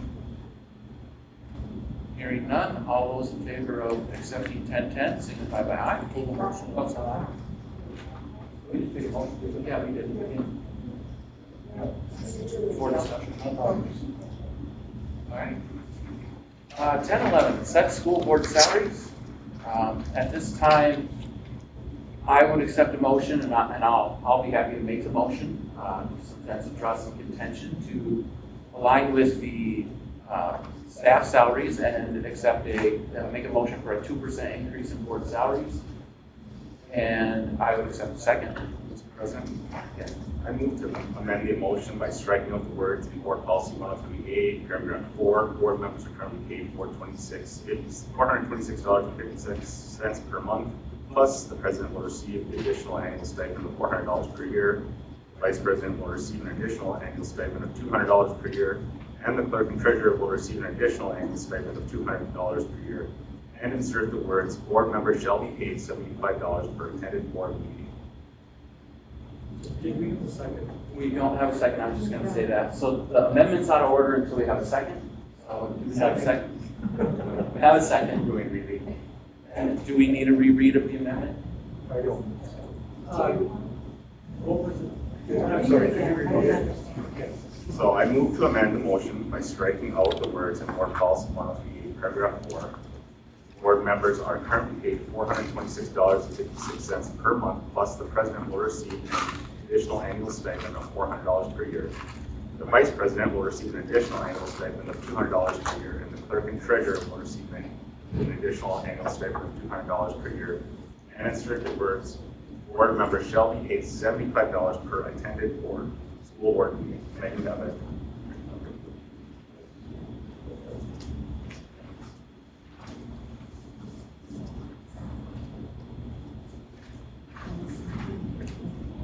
Second. We have a motion and a second to amend the policy as both read and passed out. Discussion on the amendment. Member Chair? Member Corcoran. So what I'm trying to understand is that you keep track of people, if they don't attend, then you adjust their salary? Is that what you're thinking, Member Haglund, or? My thoughts are that this would combine with reimbursement for attendance of half-day meeting for policy paragraph 3.4. So yes, we take attendance when we come to a board meeting and we're not here, we're not paid. So someone have to keep track of that. That'd be something that would be, for some to do, keep track of it wouldn't be like it's a set amount that's stable and stays the same. It just means that someone has to actually be doing that. So I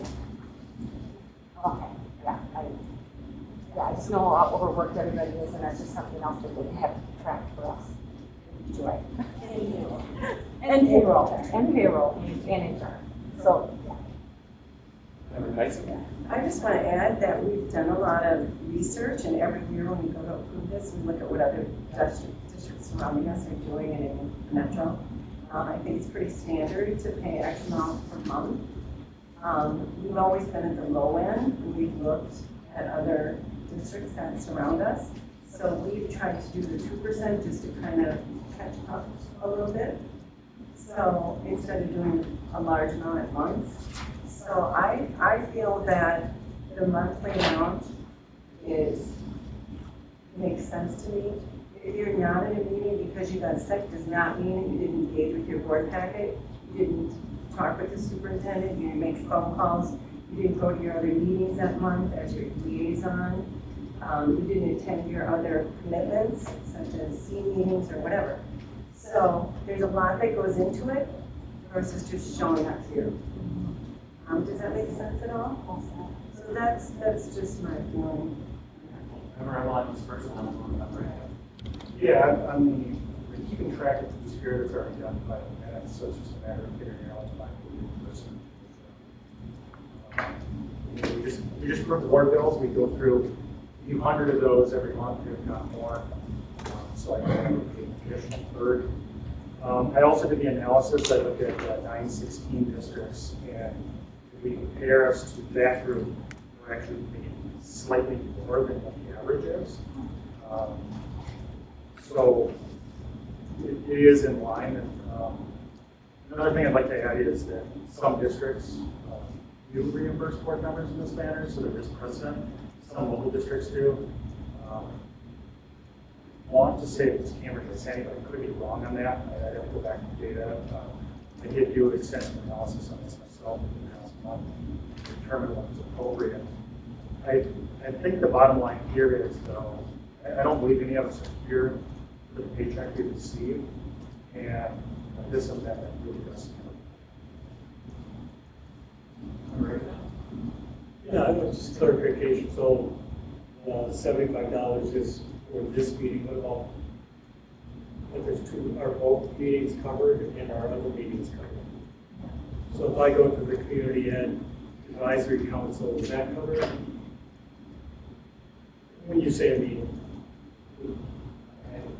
My intention behind this was for our regular schedule, place of meeting, board meetings. Okay, so it'd be $75 twice a month. Correct. Any further discussion? All those in favor of accepting the amendment signify by aye. Right. All those opposed? Nay. The nays have it. All right, back to the original motion. Have any further discussion on the original motion to increase board salary by 2%? Member Emeline? Moving we amend the motion by eliminating the additional stipends for board officers. Second. We have a motion and a second to eliminate the additional stipend for board officers. Do we have any discussion? Again, it's standard with other districts, and if you have any of that data available, never Reveline. But the thing is that we've always had to talk to us and that we've looked at, this is pretty standard how we operate and how other boards do as well. So I'm not going to vote for that. Any further discussion on the amendment? Madam Chair? Sorry. I feel that by striking the stipends out of it and keeping the salary the same as for board member outline, that does cover the 2% increase. Right? Member Corcoran? I just know it's always been that way, and you're just well, it's just giving the officers a little bit more for the extra responsibilities that they have in the boardroom. And that's clerk. I mean, it's just extra responsibilities that are just being compensated a little bit more. And it is in line with other districts. So I guess I understand that. Any further discussion? Member Emeline? The data that I shared there was from Monica County, this month, the revenue director is 960, just as a point of information. I think this is one of those cases where eliminating the stipend would essentially make the total cost control to the district. Due to the fact that we're in an economic state of high inflation and have several of our union contracts still unsettled, I believe that we need to be diligent and deliberate with every dollar that we spend. And I realize that we're speaking of a small dollar amount here, but these dollar amounts do add up. And we have dollar amounts that could benefit classrooms over the period of the year. And again, going back to my original comment, I don't believe that any of us are at this table tonight because of the paycheck that we'll receive. Any further discussion on the amendment? All right, on the amendment, all those in favor of the amendment signify by aye. Aye. Opposed? Nay. Amendment fails. Back to the original motion. Is there any further discussion on the original motion? Member Hagelin? Striking words in board policy 138, paragraph 4, and the same, from 426, 36 month plus. President will receive an additional annual stipend of $400 per year. Vice President will receive an additional annual stipend of $200 per year, and the clerk and treasurer will receive an additional annual stipend of $200 per year. And insert the words, board members shall be paid $218 per attended school board meeting. Again, it goes back to Member Raphael's question earlier about each attended meeting would be $218. They're just striking out the stipend for the chair positions, and it's a 2% increase. Second. Motion and second. Discussion on the amendment. Member Emeline? This essentially keeps things status quo, it just changes the process. Any further discussion? Member Parker? I really feel like we don't need to give more work to the staff that we have in our district. Like, we track all of our meetings and making sure and paying it. It includes, it be 3 or 4, they have to always be watching. I just think having a standard payment that's done and easy for the staff is the way to go. That's what I think. Guys? We need to move the previous question and call vote. All right, we have a call to the question. Do we have a second? got an amendment on it? We have an amendment, she's calling the question on the amendment. Oh, okay. And debate. Do we have a second on calling the question? Calling the question. Correct. Not on the original motion. All right, the question's been called. All those in favor of ending debate signify by aye. Aye. Opposed? Ayes have it. Debate is ended on the amendment. All those in favor of approving the amendment signify by aye. Aye. Opposed? Nay. Yeah, I'm going to need you to, all those in favor of the amendment, raise your hand. I have 2 in favor of the amendment. All those opposed to the amendment, raise your hand. The amendment fails. We will move back to discussion on the original motion, which is to approve the school board salaries plus a 2% increase.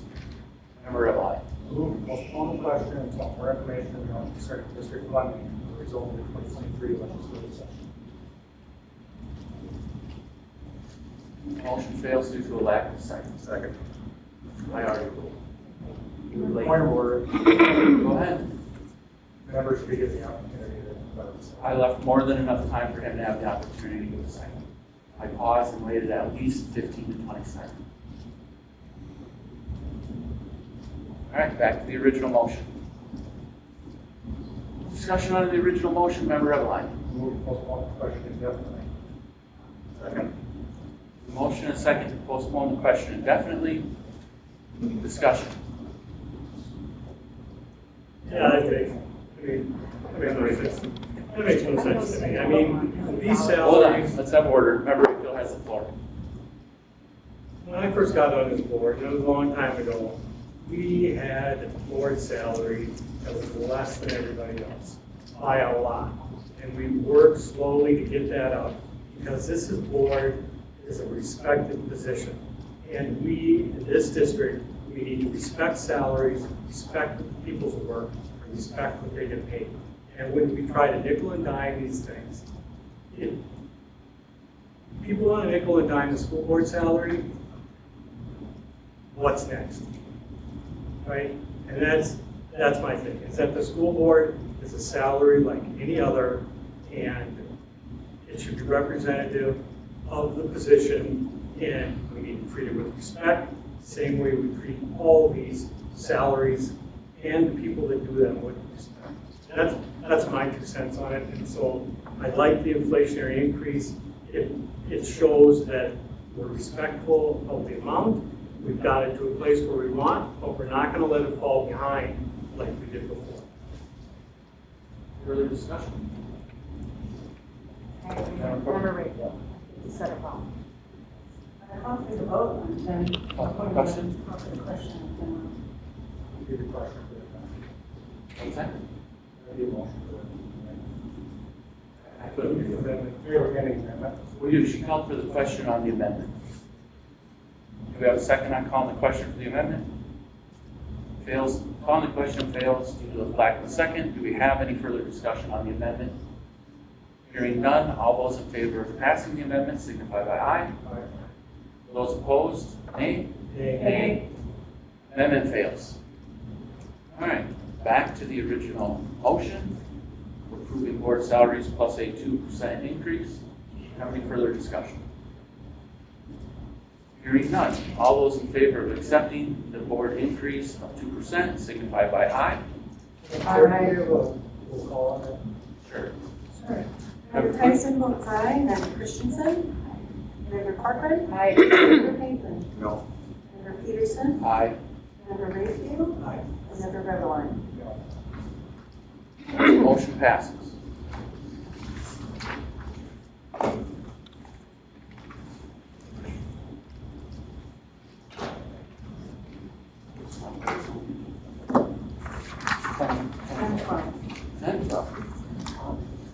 School board committee assignments, I have them here somewhere.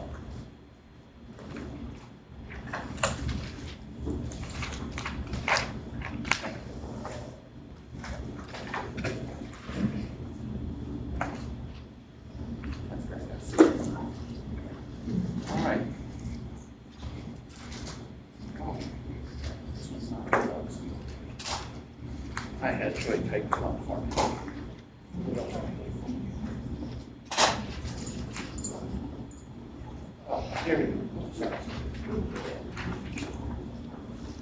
All right, so 6 PM, buildings and grounds will be Julie Corcoran and Luke Hagan. Communications, Joe Christensen, Rob Rayfield.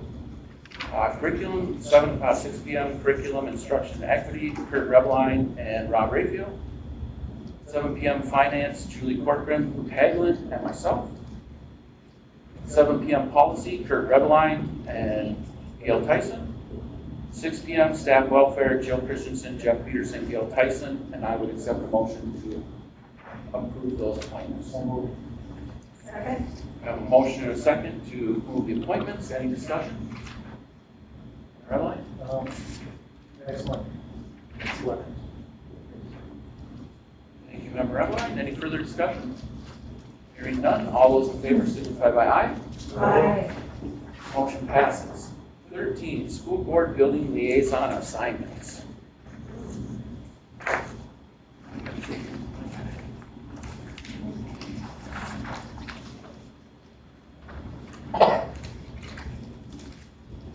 We have in the past, just like we did with the others, volunteer for schools that we would want to be the liaison to. That doesn't mean that you cannot participate in any other school. I have that right to participate in any school building you like, attend PTAs and such. List. Mr. Chair, I would appoint members to the document in the packet that lists PTA meetings and other relevant meetings.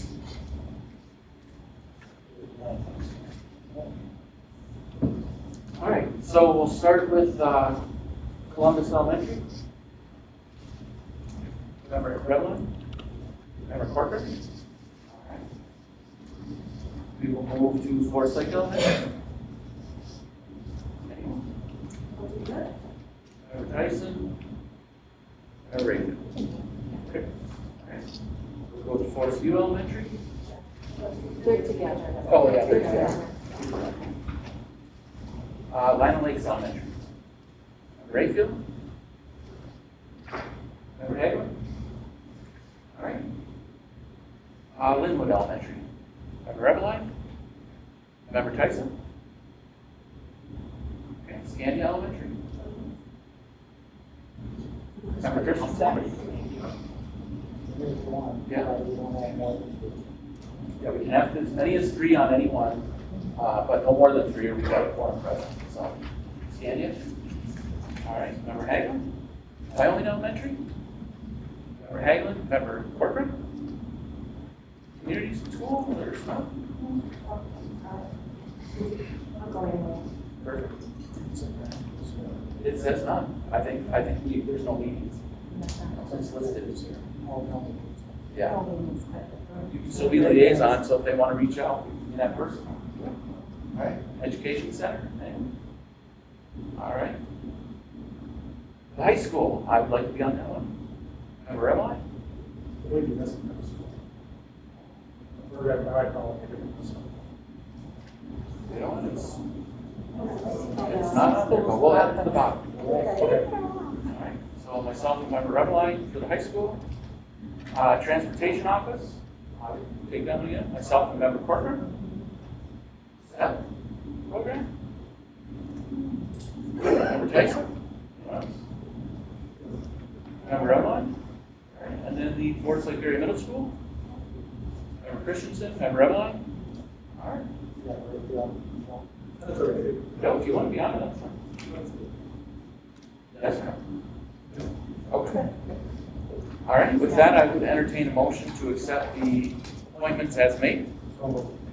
Second. A motion and a second. Any discussion? Hearing none, all those in favor signify by aye. Aye. Motion passes. All right, with that, we will move to action items. 11.1, accept the financial audit.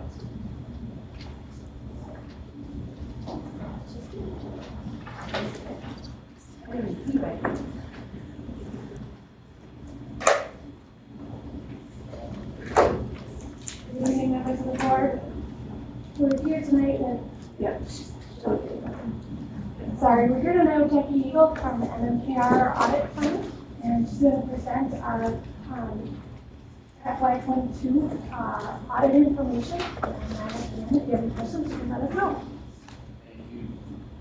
Director Member Heidi, right? Heidi? Director Member Yes. Heidi. Oh, I I know. was drawing a blank, so. Thank you.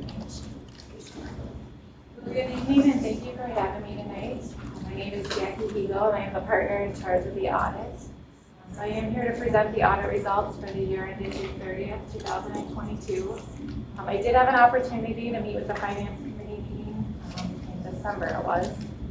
So we did go through that presentation in more detail of the audit results and everything. So tonight will be a higher level presentation of these results.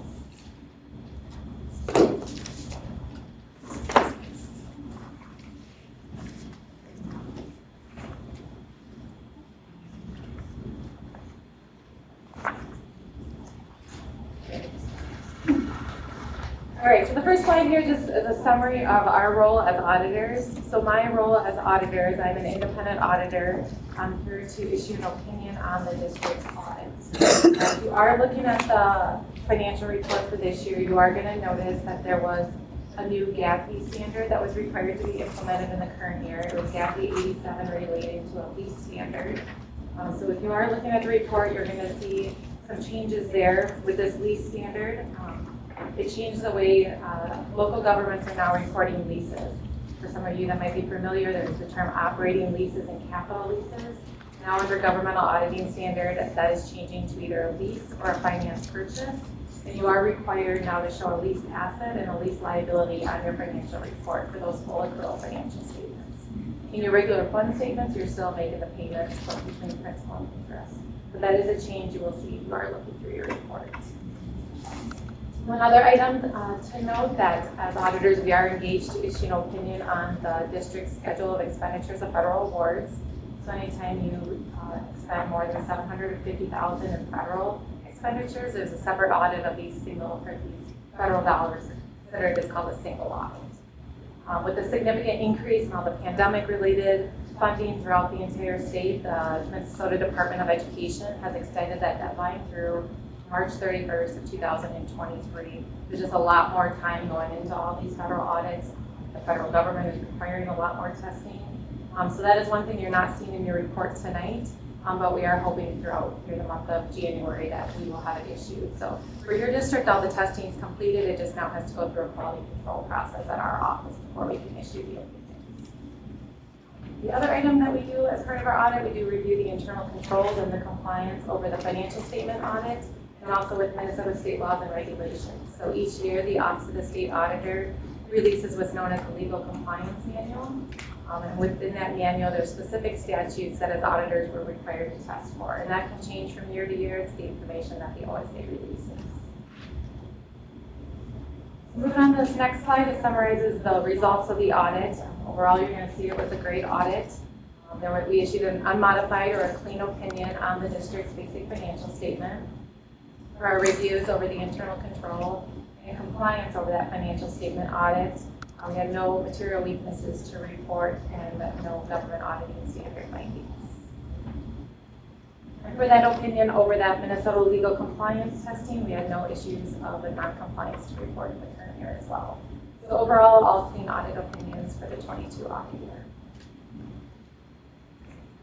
Moving on to this next slide, then the next several slides are going to go into some of the financial results of the audit for the 2022 year. This first one summarizes the general fund financial position. Gives 10 years of trend history here, showing the general fund cash balance as well as the unrestricted fund balance. And that line there shows the general fund expenditures. The cash and investment balance at year end was about $8.5 million. That was a decrease of about $4 million from the prior year. Overall, you're seeing your total general fund balance ended the year at about $1.8 million, which is a decrease of about $1 million from 2020. This next slide here summarizes the components of that fund balance. It gives 5-year history.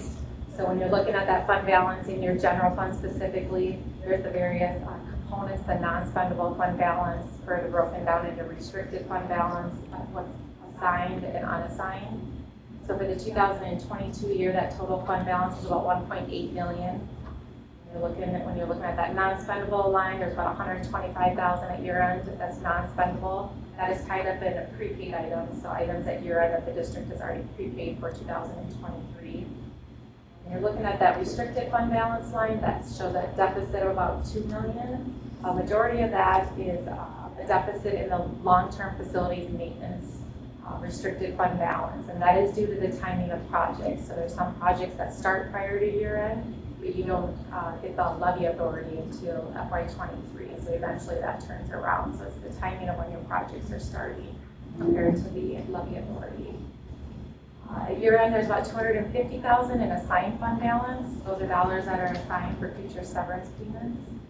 And that leaves about $3.4 million in the unassigned fund balance in the general fund at year end, which represents about 3.9% when you're looking at that compared to the general fund expenditures. Moving on to this next graph, I'd like to just provide some trend history on the adjusted ADM and the pupil units served by the district, as the estimated ADMs that are used at year end. That is what's used to calculate your general education revenue, which is a significant amount of funding that the district receives. Looking at the 2022 year, the district did close out the books with an estimated ADM of that 5,866. An increase of about 18 ADM, or about 0.3% from the prior year. This next graph summarizes the general fund revenue. There's a bar graph showing current year actual compared to prior year actual, as well as comparing it to the district's current year budget. Overall, the general fund revenues are about $85 million.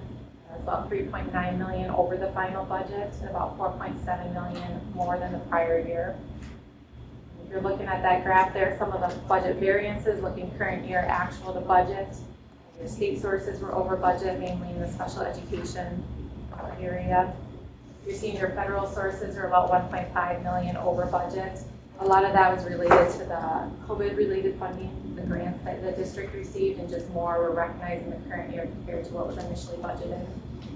And then you're seeing your other local sources were about $970,000 over budget. A lot of that is just the district collecting more fees and charges for services now with students being back in person all year compared to the previous year. When you're comparing current year to prior year, that $4.7 million increase in the general fund revenue, you're looking at a lot of the same areas. In state sources, you saw increases in the general education aid, also in special education. The federal sources is more pandemic-related grants recognized in the current year. And once again, those other local sources that with those fees and charges. So not only were they over budget, there was just also more in the current year compared to prior year. This next graph is very similar information, just showing the general fund expenditures, current year, prior year, as well as the current year budget. Overall, the total general fund expenditures were about $89 million, about $6.6 million over the final budget, and about $8.3 million more than prior year. A couple of the budget variances, purchase services were about $3.8 million over budget. That was mainly in tuition costs, transportation costs, and utility costs, all coming in more than anticipated. Seeing supplies and materials about $1.5 million over budget. That is with return of students to the classroom. And then lastly, the capital expenditures were about $1.7 million over budget.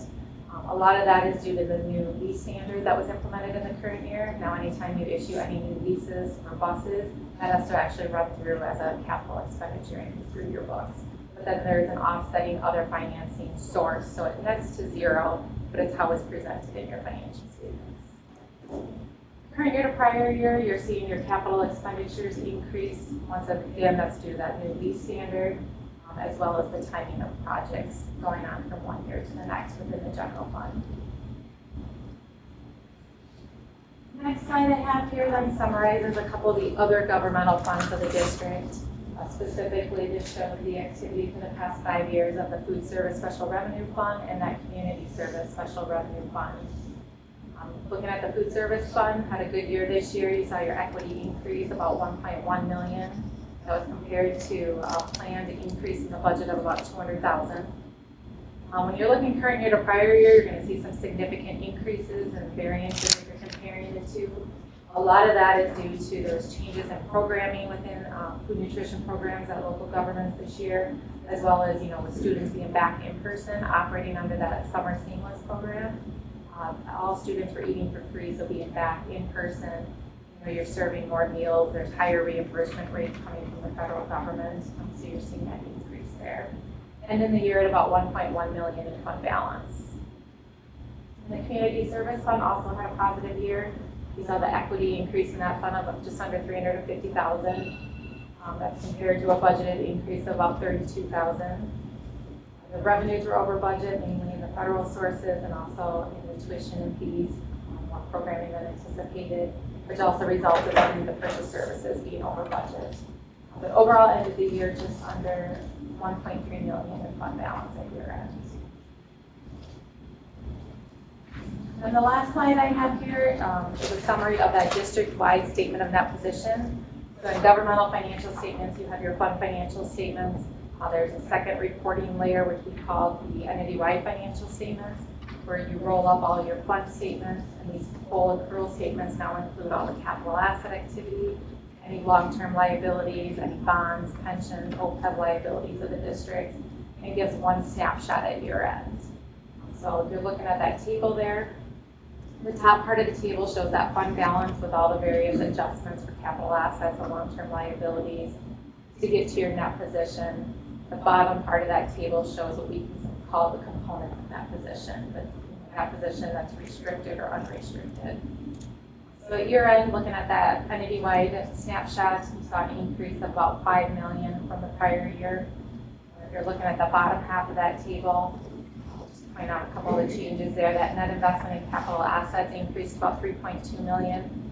That is all due to, as the district is adding capital assets and those are being depreciated, and also as you're paying off bonds, that can swing up and down. So as you're adding your assets and paying off debt, you're going to see your net investment in capital assets increase. When you're looking at that restricted bucket there, you're seeing an increase there, mainly due to what we previously talked on the previous slide, with the restricted dollars for food service and community service seeing those large increases this year. That correlates to the restricted on this statement as well. So with that, I would open it up if there are any questions or further. Questions? Just one quick one for you. So, did the scope of the audit this year change differ from last year only due to the GASB release? The lease standard, is that the only? That's the only new GASB implemented in 2022. You're going to see in 2023, there's going to be a similar one with subscription-based IT arrangements. I read that it was on pause because of the pandemic. Is that true like that? That the GASB was on pause? They delayed some of the implementation. So like GASB 87 was supposed to be implemented, I think, 2 years ago, and they delayed the implementation of some of the standards due to the pandemic. So there's more coming. Yeah, so in FY23, you'll be implementing some subscription-based IT. So think of, some of your learning models, you have subscriptions for students learning. A lot of that now is going to be reported in your financial report moving forward as well. And the same lease with GASB 87 is with the buses that we lease as well. Yes. So that will continue as you issue any new leases for buses or any building space or anything. You have to be evaluated and added into your financial report. Yeah, I had one conversation with the superintendent because I noticed a lease in a building that we no longer use, so he explained to me why that was in there as well.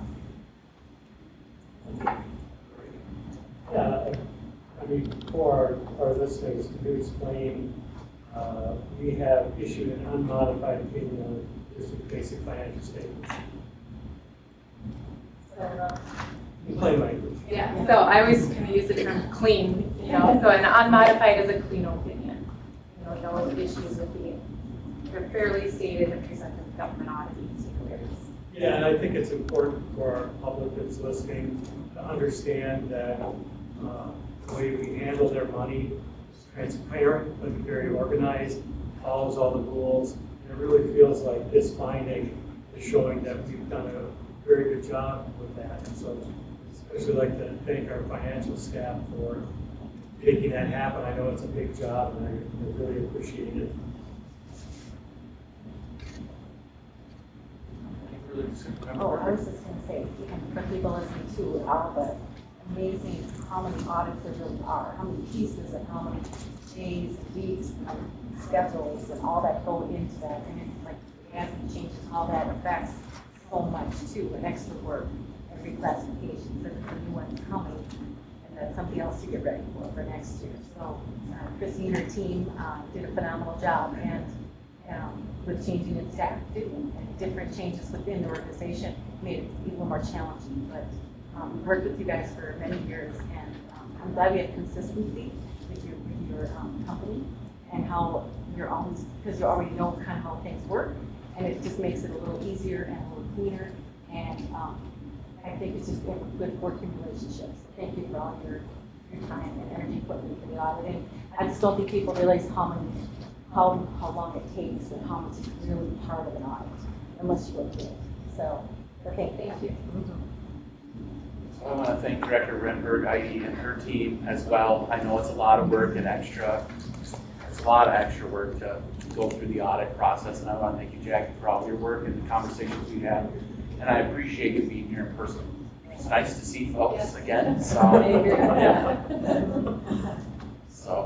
any other discussion, comments? Just really quickly, I just want to thank the entire team, so Maria Paranto and all of our people in finance back there. Just did an amazing job this year. As you said, turnover in the middle of the audit, and they all stepped up, and it was just a great team effort. All the directors coming in with their parts and everything. So it's just an amazing group, and Jackie and her team. Again, thank you for all of your time. With that, the administration will recommend. With that, I'd entertain a motion to accept the audit as presented. Second. Motion and second, discussion. Hearing none, all those in favor of accepting the audit signify by saying aye. Aye. Opposed? Motion passes. I'd like to make a motion for a 10-minute recess. A motion for a 10-minute recess. Do we have a second? Second. A motion and a second. Any discussion? Hearing none, all those in favor signify by aye. We'll recess for 10 minutes. Really, I think I should.